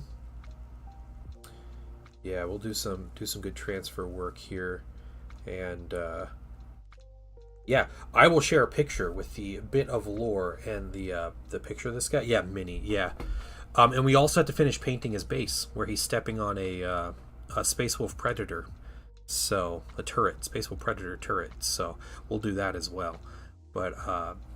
Let me just do real quick while I'm thinking about it. We'll get this gold. This second coat right here. Just not quite looking as solid as I want. Also, what's up, Sectorix? Alright, there we go. So, we're going to say that's enough for today. And let's see how much we can get done in a few hours tomorrow. Yeah. Said no, he's got to sit with his his stuff here. There we go. All right, you guys have a wonderful day. If you are a member of the Patreon, hook up, connect your Patreon to Discord, and come chat with us around 8:30 to 9 tonight. We'll just be in the Discord chat, Discord hangout for the Patreon members tonight. Should be a fun time. I'm going to chill. I'm going to paint. We're all just going to chat about stuff, but. Otherwise, I will see you guys tomorrow morning around 11 a.m. And yeah, you all have a wonderful day. Bye, everybody.